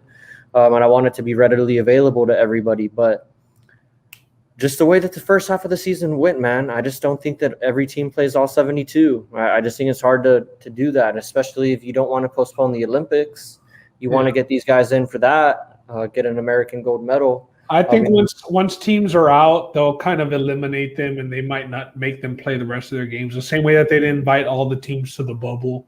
Did they say that they're doing another bubble? I mean, not that I have heard of, but that would be very smart, and it would probably benefit the Lakers. It'd be very smart, and I will say though, I don't think it'd be much difference in terms of the logistics. I mean, other than the logistics, excuse me, I don't think there'll be much difference because. Man, there's no home court advantage. Well, some arenas do have some fans. Some, yeah, maybe like 2,000 max, but nothing crazy. So that's going to be another thing to look into. What teams are going to say, you know what, screw it? Do you think the Lakers are going to be like, screw it? Let's rest LeBron a little bit. Let's, not rush back Anthony Davis. Who cares about what seed we get? But hey, it's going to be fun. They're going to play. They're going to play the All-Star game. We're going to be talking about the NBA a lot more as the season goes on. But yeah, man. Anything else on the NBA before we head off? No, that's it for me. We cut it here. All right. Well, that was the NBA, and we're about to get into some NFL talk right now. We always can talk about the NFL. It goes on 24/7, 365. So things are heating up with the draft. We're about to get into that right now. All right, baby. 24/7, 365. It's the NFL news machine. Keeps on going, it seems like. It gives us something to talk about every day. That's drama queens. That's why they have NFL Live every single day in the off season, even though game has not been played since the beginning of February with the Super Bowl. But we got some drama, man. We do got some drama, and it's all around the quarterback position. I find it to be a little crazy, though, because the two guys we're about to talk about both have big long-term contracts that they fought for and earned. Top 5 QBs. None other than, I can't even believe I'm saying this one. The second one is a little bit more known because it's been going on. Is Mr. Perfect, Mr. Golden Boy. The Golden Boy. Mr. I know how to say everything right at every single moment. I never say anything bad. That's a detriment to my brand or a detriment to the organization that I represent. Most battles with against his fan base, his stands. The guy that, you either love him or you hate him. He's either a top 3 quarterback or he's a game manager. There's no in between with this guy. It's Russell Wilson. Is he going to be traded from the Seahawks? He's synonymous with the Seahawks as far as I'm concerned. I didn't know the Seahawks before Russell Wilson. I think they had Matt Hasselbeck and Sean Alexander, and they had some Jerry Rice sprinkled in there at the end of it. Some Tavares Jackson, rest in peace. And now they got Russell Wilson, who's a staple. Thought he would retire as Seahawks. He no questions asked. He might, but the fact that we're having this conversation is wild. I mean, it's music to my fucking ears. Christmas in February. I think he's tired. He's tired of running for his life. He's got to be. Everybody's talked about they've had a makeshift offensive line for so long. It came out maybe like 3 weeks ago. It kind of leaked that Russell Wilson was unhappy with the way that the Seahawks, their direction or the way that they were being managed. Came out on the Dan Patrick show, said that kind of got blown off. Quarterback. Kind of got blown off, and this morning, a tweet comes out from Bleacher Report and various other sources with like 2 or 3 handles tagged, like more than one source. And everybody's got to get their credit. And with teams, and with destinations. And then it comes out from his agent and from Adam Schefter that Russell Wilson hasn't, I guess, like, he hasn't officially requested a trade. Right. But hey, if you want to trade me, here's some just teams. In case it crossed your fucking mind to trade your franchise quarterback, these are the teams I would like to go to. Yeah, the Cowboys were in there. Because exactly, hey, this was a fucking chess move by Russ. That's what it was. It was, listen, I'm not talking about getting a trade, but if I did, hey, these teams, come calling. Saints and fucking Sean Payton with Drew Brees retiring. I think Russ is calling his shot right now with the organization. He's calling his shot. I think he has every right to call his shot. What's the reasoning behind it, Roland? Is it the coach? Is it the GM? I think it's a couple of things. I think it's the coach and the GM. I think it's, hey, I've needed help on the offensive line for years, and the best thing that you can do for me is Dwayne Brown. Yep. We talked about this 2 podcasts ago or a podcast ago, the last time we got together. That's the best you can do for me. I'm tired of being, everybody loves to say the Russ magic. Look at me, make a defensive end look crazy. But it always has to be magic. But it always has to be that way. But it doesn't have until it doesn't have to be that way. Correct. You saw a 43-year-old quarterback who could barely move behind a pretty good offensive line with Tom Brady and the Bucks, and look what happened. You're telling me you put Russell Wilson behind a good offensive line and he's not going to produce? He produces with no offensive line, and I think he's, again, like I said, he's calling his shot. He's saying, look, so far you've given these guys and he's talking to the ownership saying you've given Pete Carroll, I don't know the GM's name, but I know he's talked about GM as, a guy that likes to take risks. He went for Jamal Adams. He drafted DK Metcalf, blah, blah, blah. He drafted a fucking Texas linebacker, bro. That's a fucking high risk right there. They seem to draft running backs. They throw away a draft pick on running backs every year. He's living off drafting Bobby Wagner and Russell Wilson in the same draft because DK fell in their lap. And so he's saying, hey, I'm the franchise quarterback. Get me some help, or get me somebody who's going to get me help, ownership. Or that GM just got an extension as well. And after he got the extension, the noise started coming out. And for me, I'm on Russell Wilson's side. I think you choose Russell Wilson here over, Pete Carroll and the GM. So if that means that this is the last year that Pete Carroll's there, they don't get it done, because I do think you need to start having some of those conversations. It doesn't get talked about enough because I think Russ covers up a lot. Russ covers up a lot of the inefficiencies in that offense. And today, in talking to my brother, I was questioning the GM. And because like I said, I've had the most battles against Seahawks and Russ stands, I'll call them, because there's a lot out there. I haven't been the biggest Russ believer. And the fact is, he brought up the GM's win record, and he said, look, only Belichick is above him. And it's like, yeah, Belichick and Rodgers and their GMs. When you draft that QB who doesn't miss the playoffs, you're going to have winning records. But like you said, Russ masks and disguises so many of their fucking holes until he can't anymore. Until he doesn't want to. Until he's losing playoff games to Dak and the Cowboys or Jared Goff and the Rams.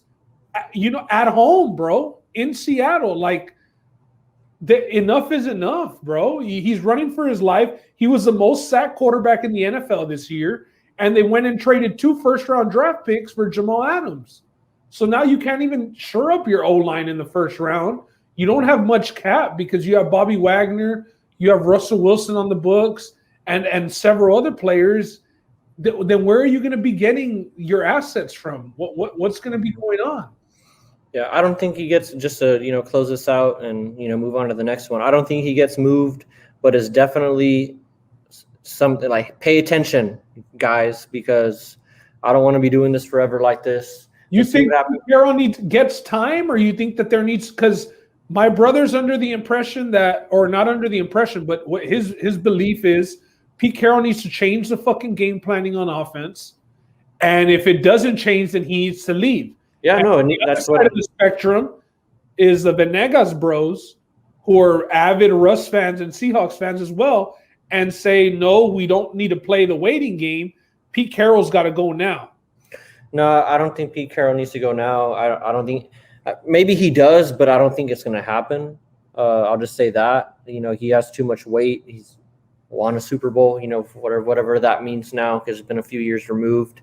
But I don't think they need to move on from him now. I think what needs to happen, though, is you need to see an immediate switch in the offensive game plan.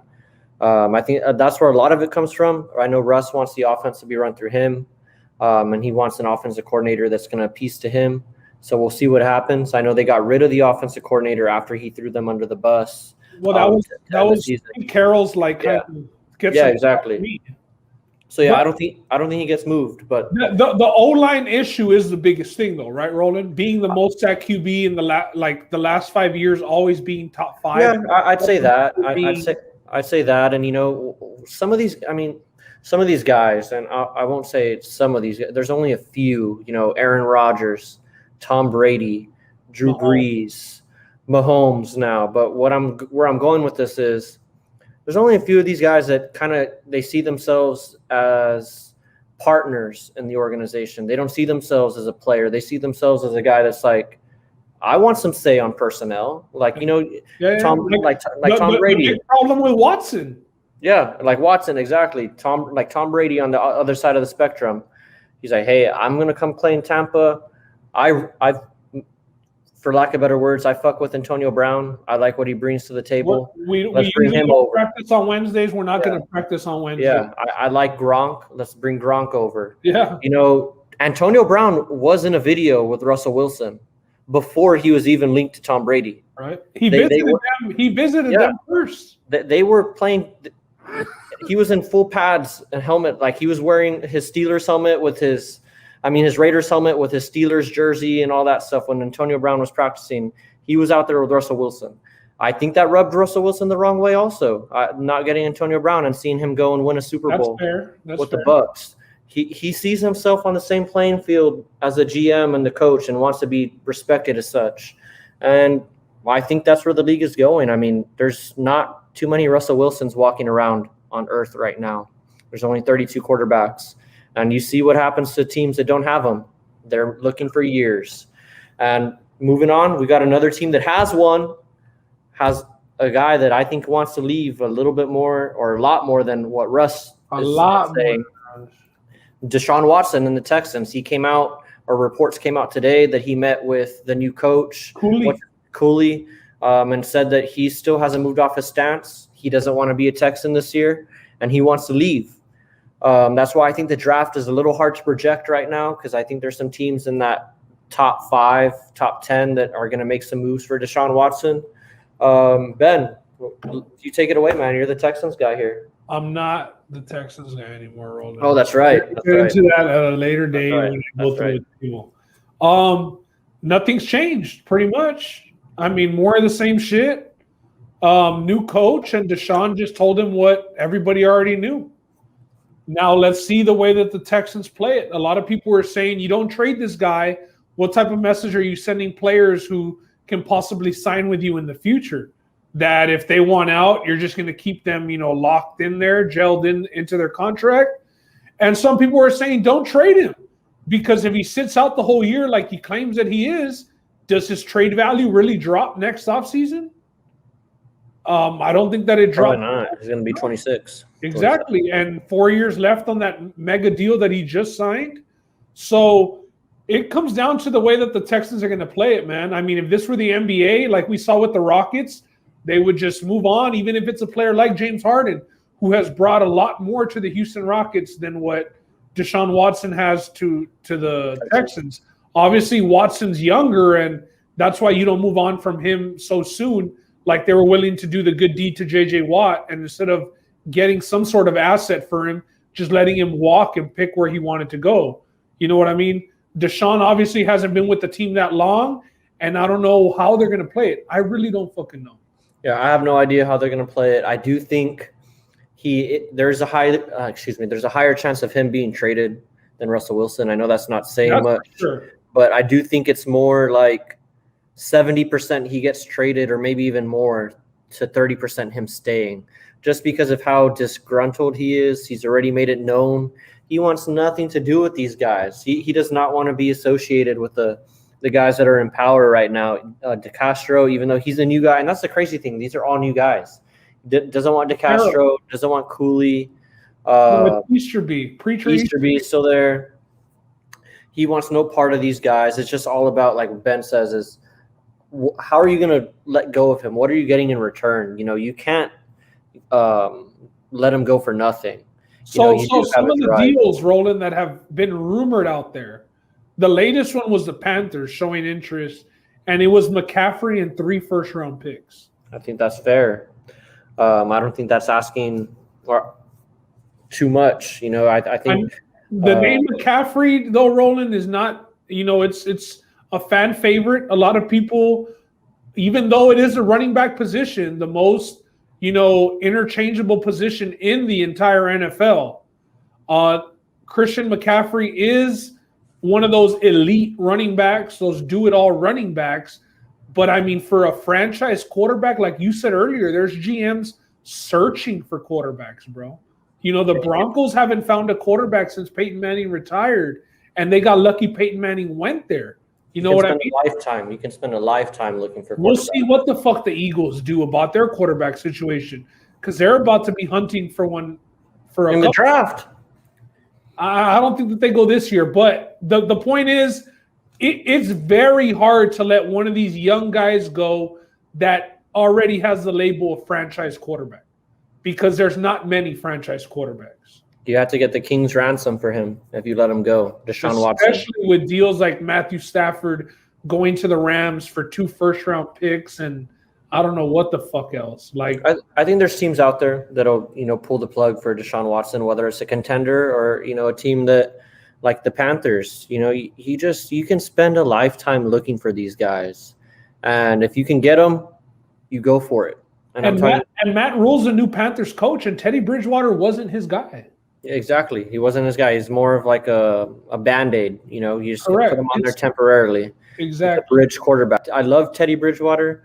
But if you can go out and get Deshaun Watson, he's a game manager, man. You do that. A game manager. You do that 10 times out of 10, and then one more time just to make sure. For sure. You go out and get Deshaun Watson. But just a crazy situation, because like as I introduced the whole thing with Watson and Wilson, is these are guys that are both on mega deals. Yeah, like you don't see that very often. Guys wanting to get traded. Roland. So here's the thing, Roland. The Cowboys, I'm going to ask you this, bro, because I've had some fucking conversations that blew my mind today. Russell Wilson named the Cowboys as one of his preferred destinations. Yeah. Russell Wilson or Dak? Sure. I mean, it's hard. Is it hard? Based off of health and whatnot. Russell Wilson hasn't had a crazy injury. I'd probably go with Russ.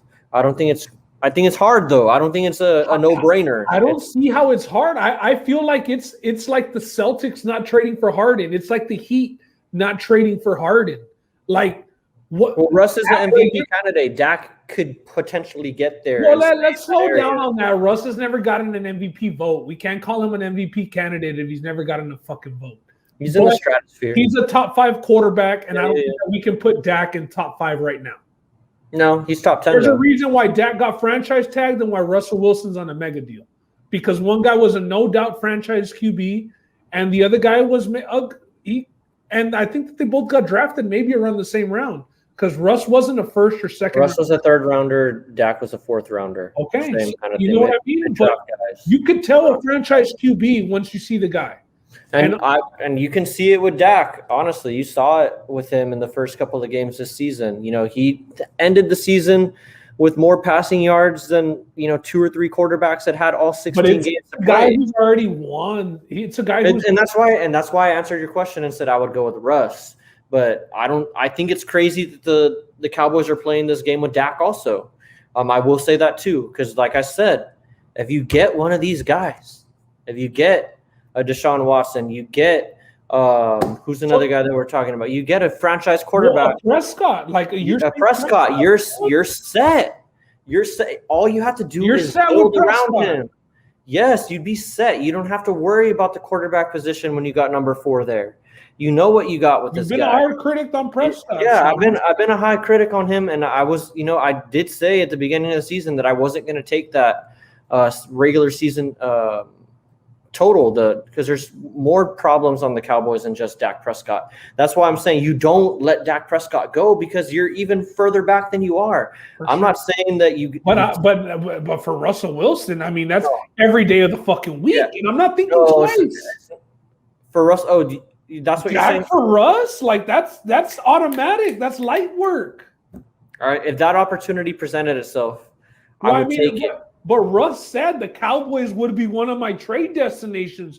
The door's there. Yeah, but you also got to, I don't think the Seahawks would trade for Dak Prescott, not knowing that he would sign with them. Maybe not straight up.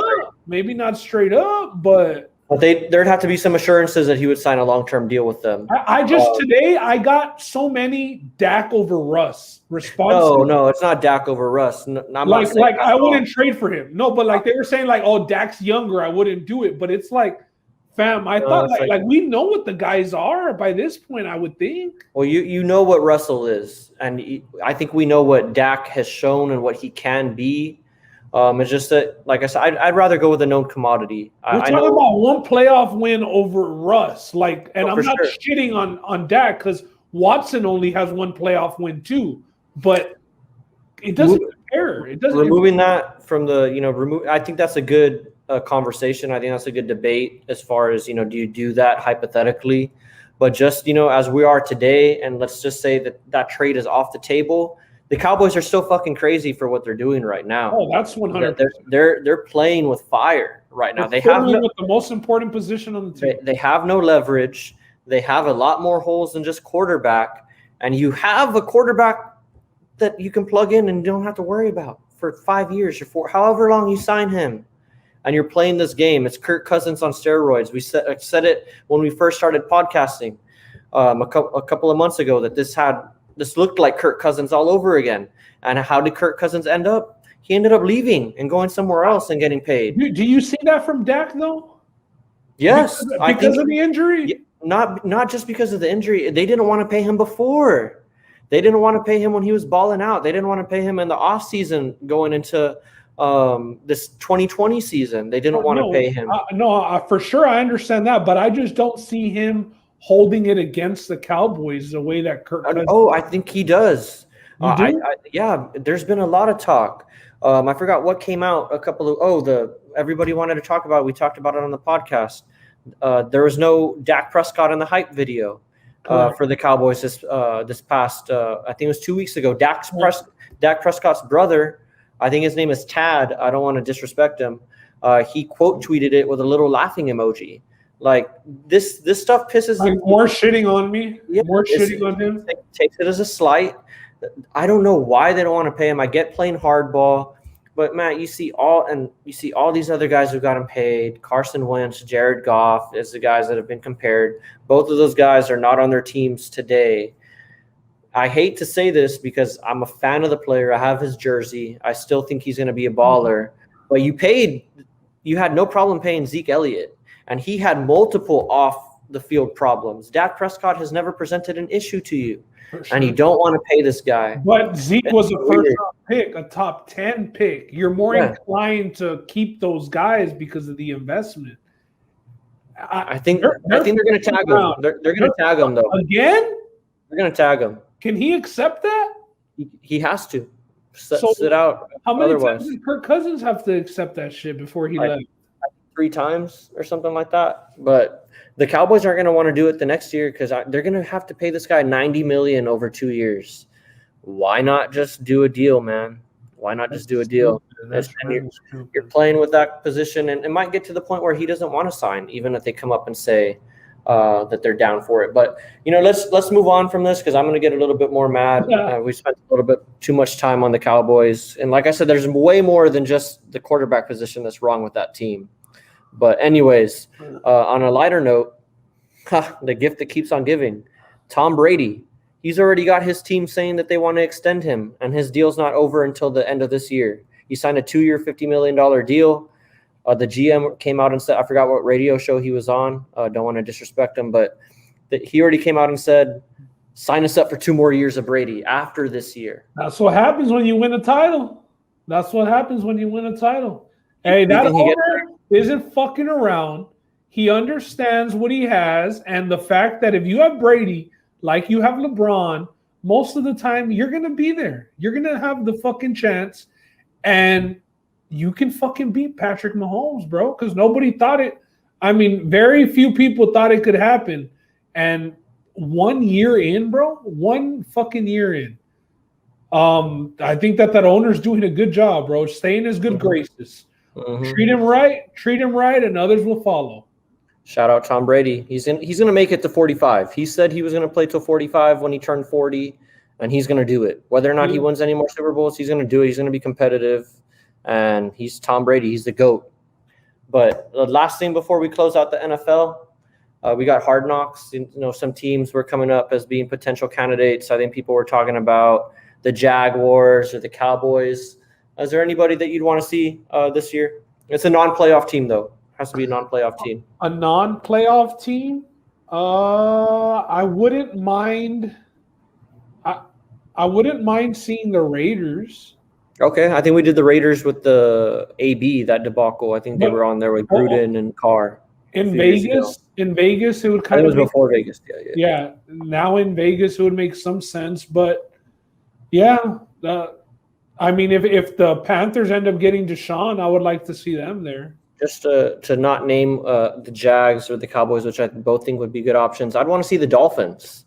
Dolphins are a team that took a jump. I know they were on it a few years ago, but they did make a jump. They just missed the playoffs, and they got some controversy with the quarterback position. Tua, his name has been brought up with the trade talks with Deshaun Watson.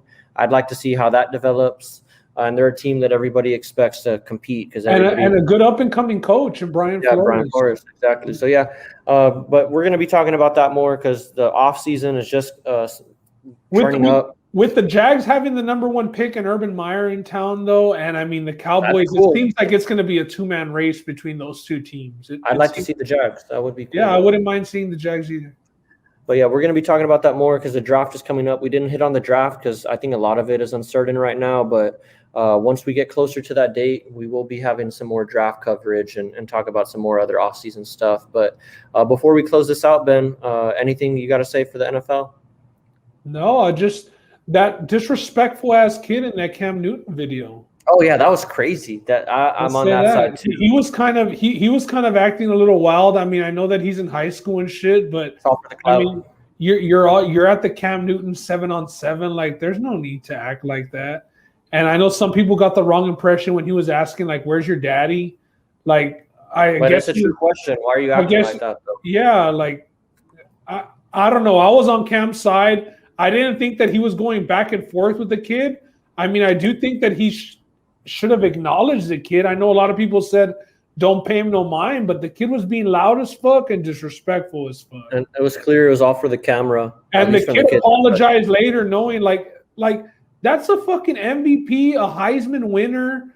Fam, you should be asking him the fucking way, not shitting on him. You about to be a free agent. Like, I thought that was fucking whack. And that was pretty big news. So shout out to fucking Cam, even though he had a losing season. Shout out to Cam. And I do want to see how the Drew Brees situation plays out because they haven't announced his retire. Yeah. So we'll see what's up. But yeah, that's the NFL for this week, and we're going to get into it as the offseason progresses. All right, man. Let's wrap up the podcast with some MMA. We'll get into this pretty quick. Not going to spend too much time on it. We do have a card this weekend. We'll just briefly talk about the main event and see what happens. It's a heavyweight main event. But speaking of heavyweights, bro, the Black Beast as a plus 300 dog comes in the second round. KOs Curtis Blades. Curtis Blades only having 2 losses and both to Francis Ngannou.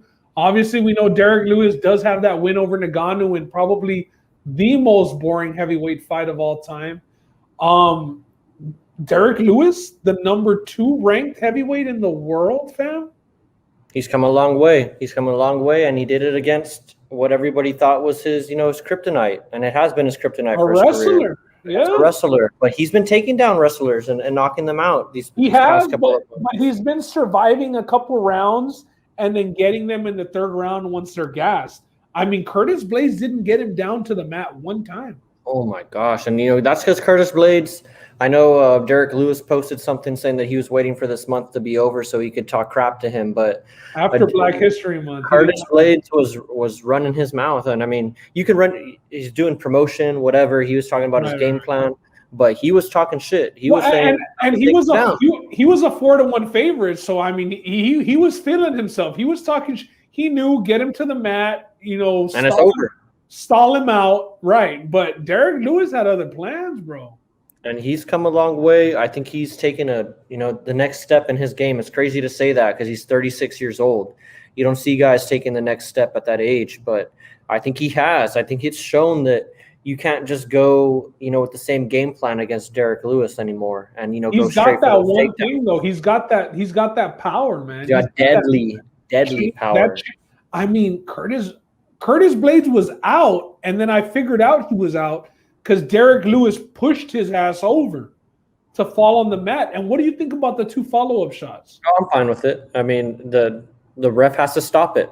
The ref has to stop it. Okay, I feel you, but what do you think about Herb Dean? Because Herb Dean had a pretty questionable night. He was also the referee. Did you watch that card? I didn't watch the card. I just saw the Derek Lewis fight. I was doing stuff. He was on a fight earlier at the other heavyweight, Dukakis versus Olynyk, and Dukakis was fucking Olynyk up, and Olynyk was like looking at Derek Lewis like, "Yo, get in the middle of us. I'm fucking done," and he wouldn't do it.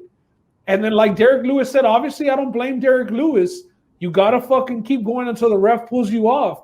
But I mean, Herb Dean has been slacking, bro. Yeah, Herb Dean, he's a well-renowned, the most famous referee right now. Most famous referee for sure. But he has had he had a questionable 2020.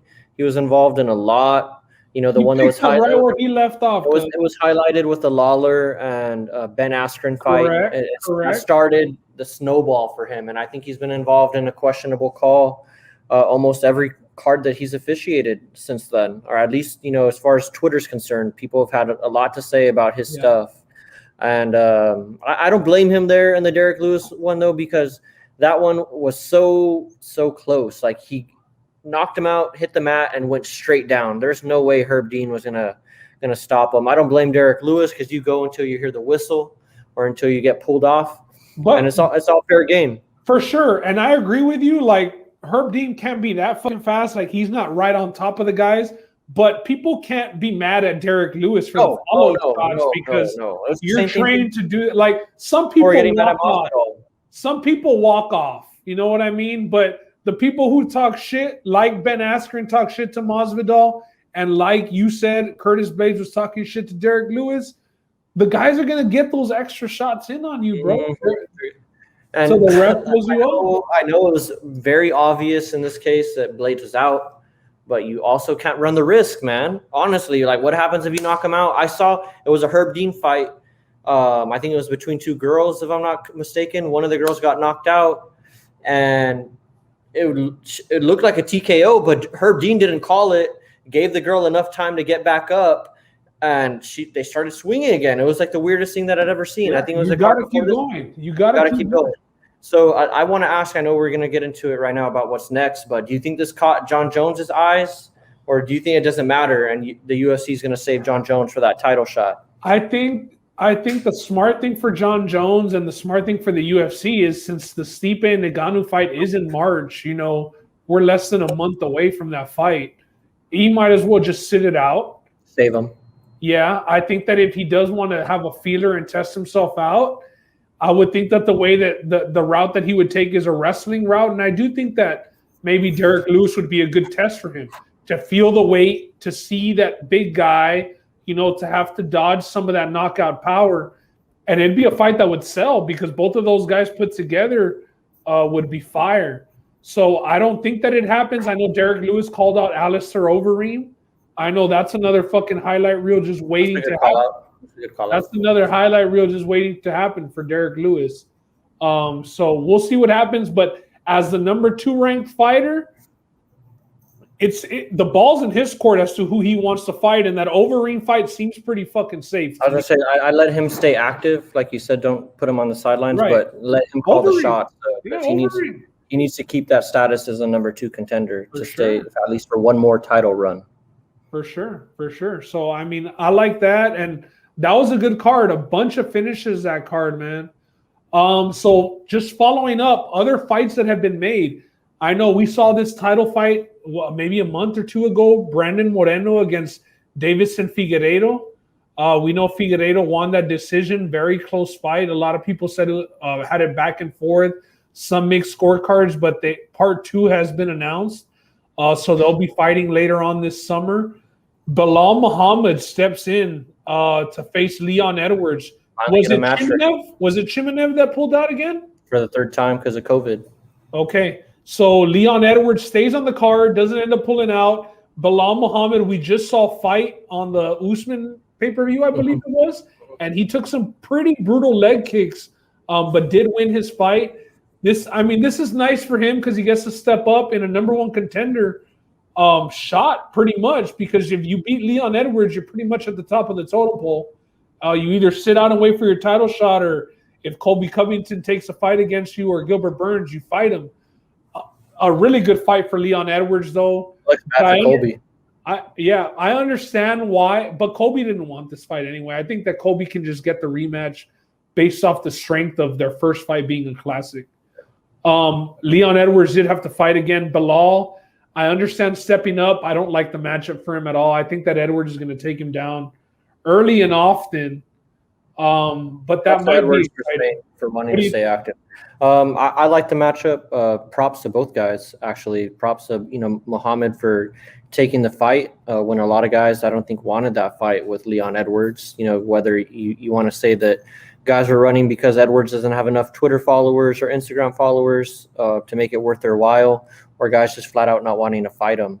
But also props to Edwards for staying there, because this is a short notice fight too, and he's pulled out of several short notice fights. And he's putting his that number by his name at risk by sticking and fighting Muhammad. This is a come up for Muhammad, so win for him, and Edwards has a lot to lose. Edwards has everything to lose in this fight. So props to Edwards for sticking in there.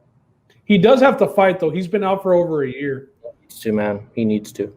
And then real quick, Shevchenko, the champ, against Andrade. That was a surprise booking, but I like it. Andrade isn't afraid.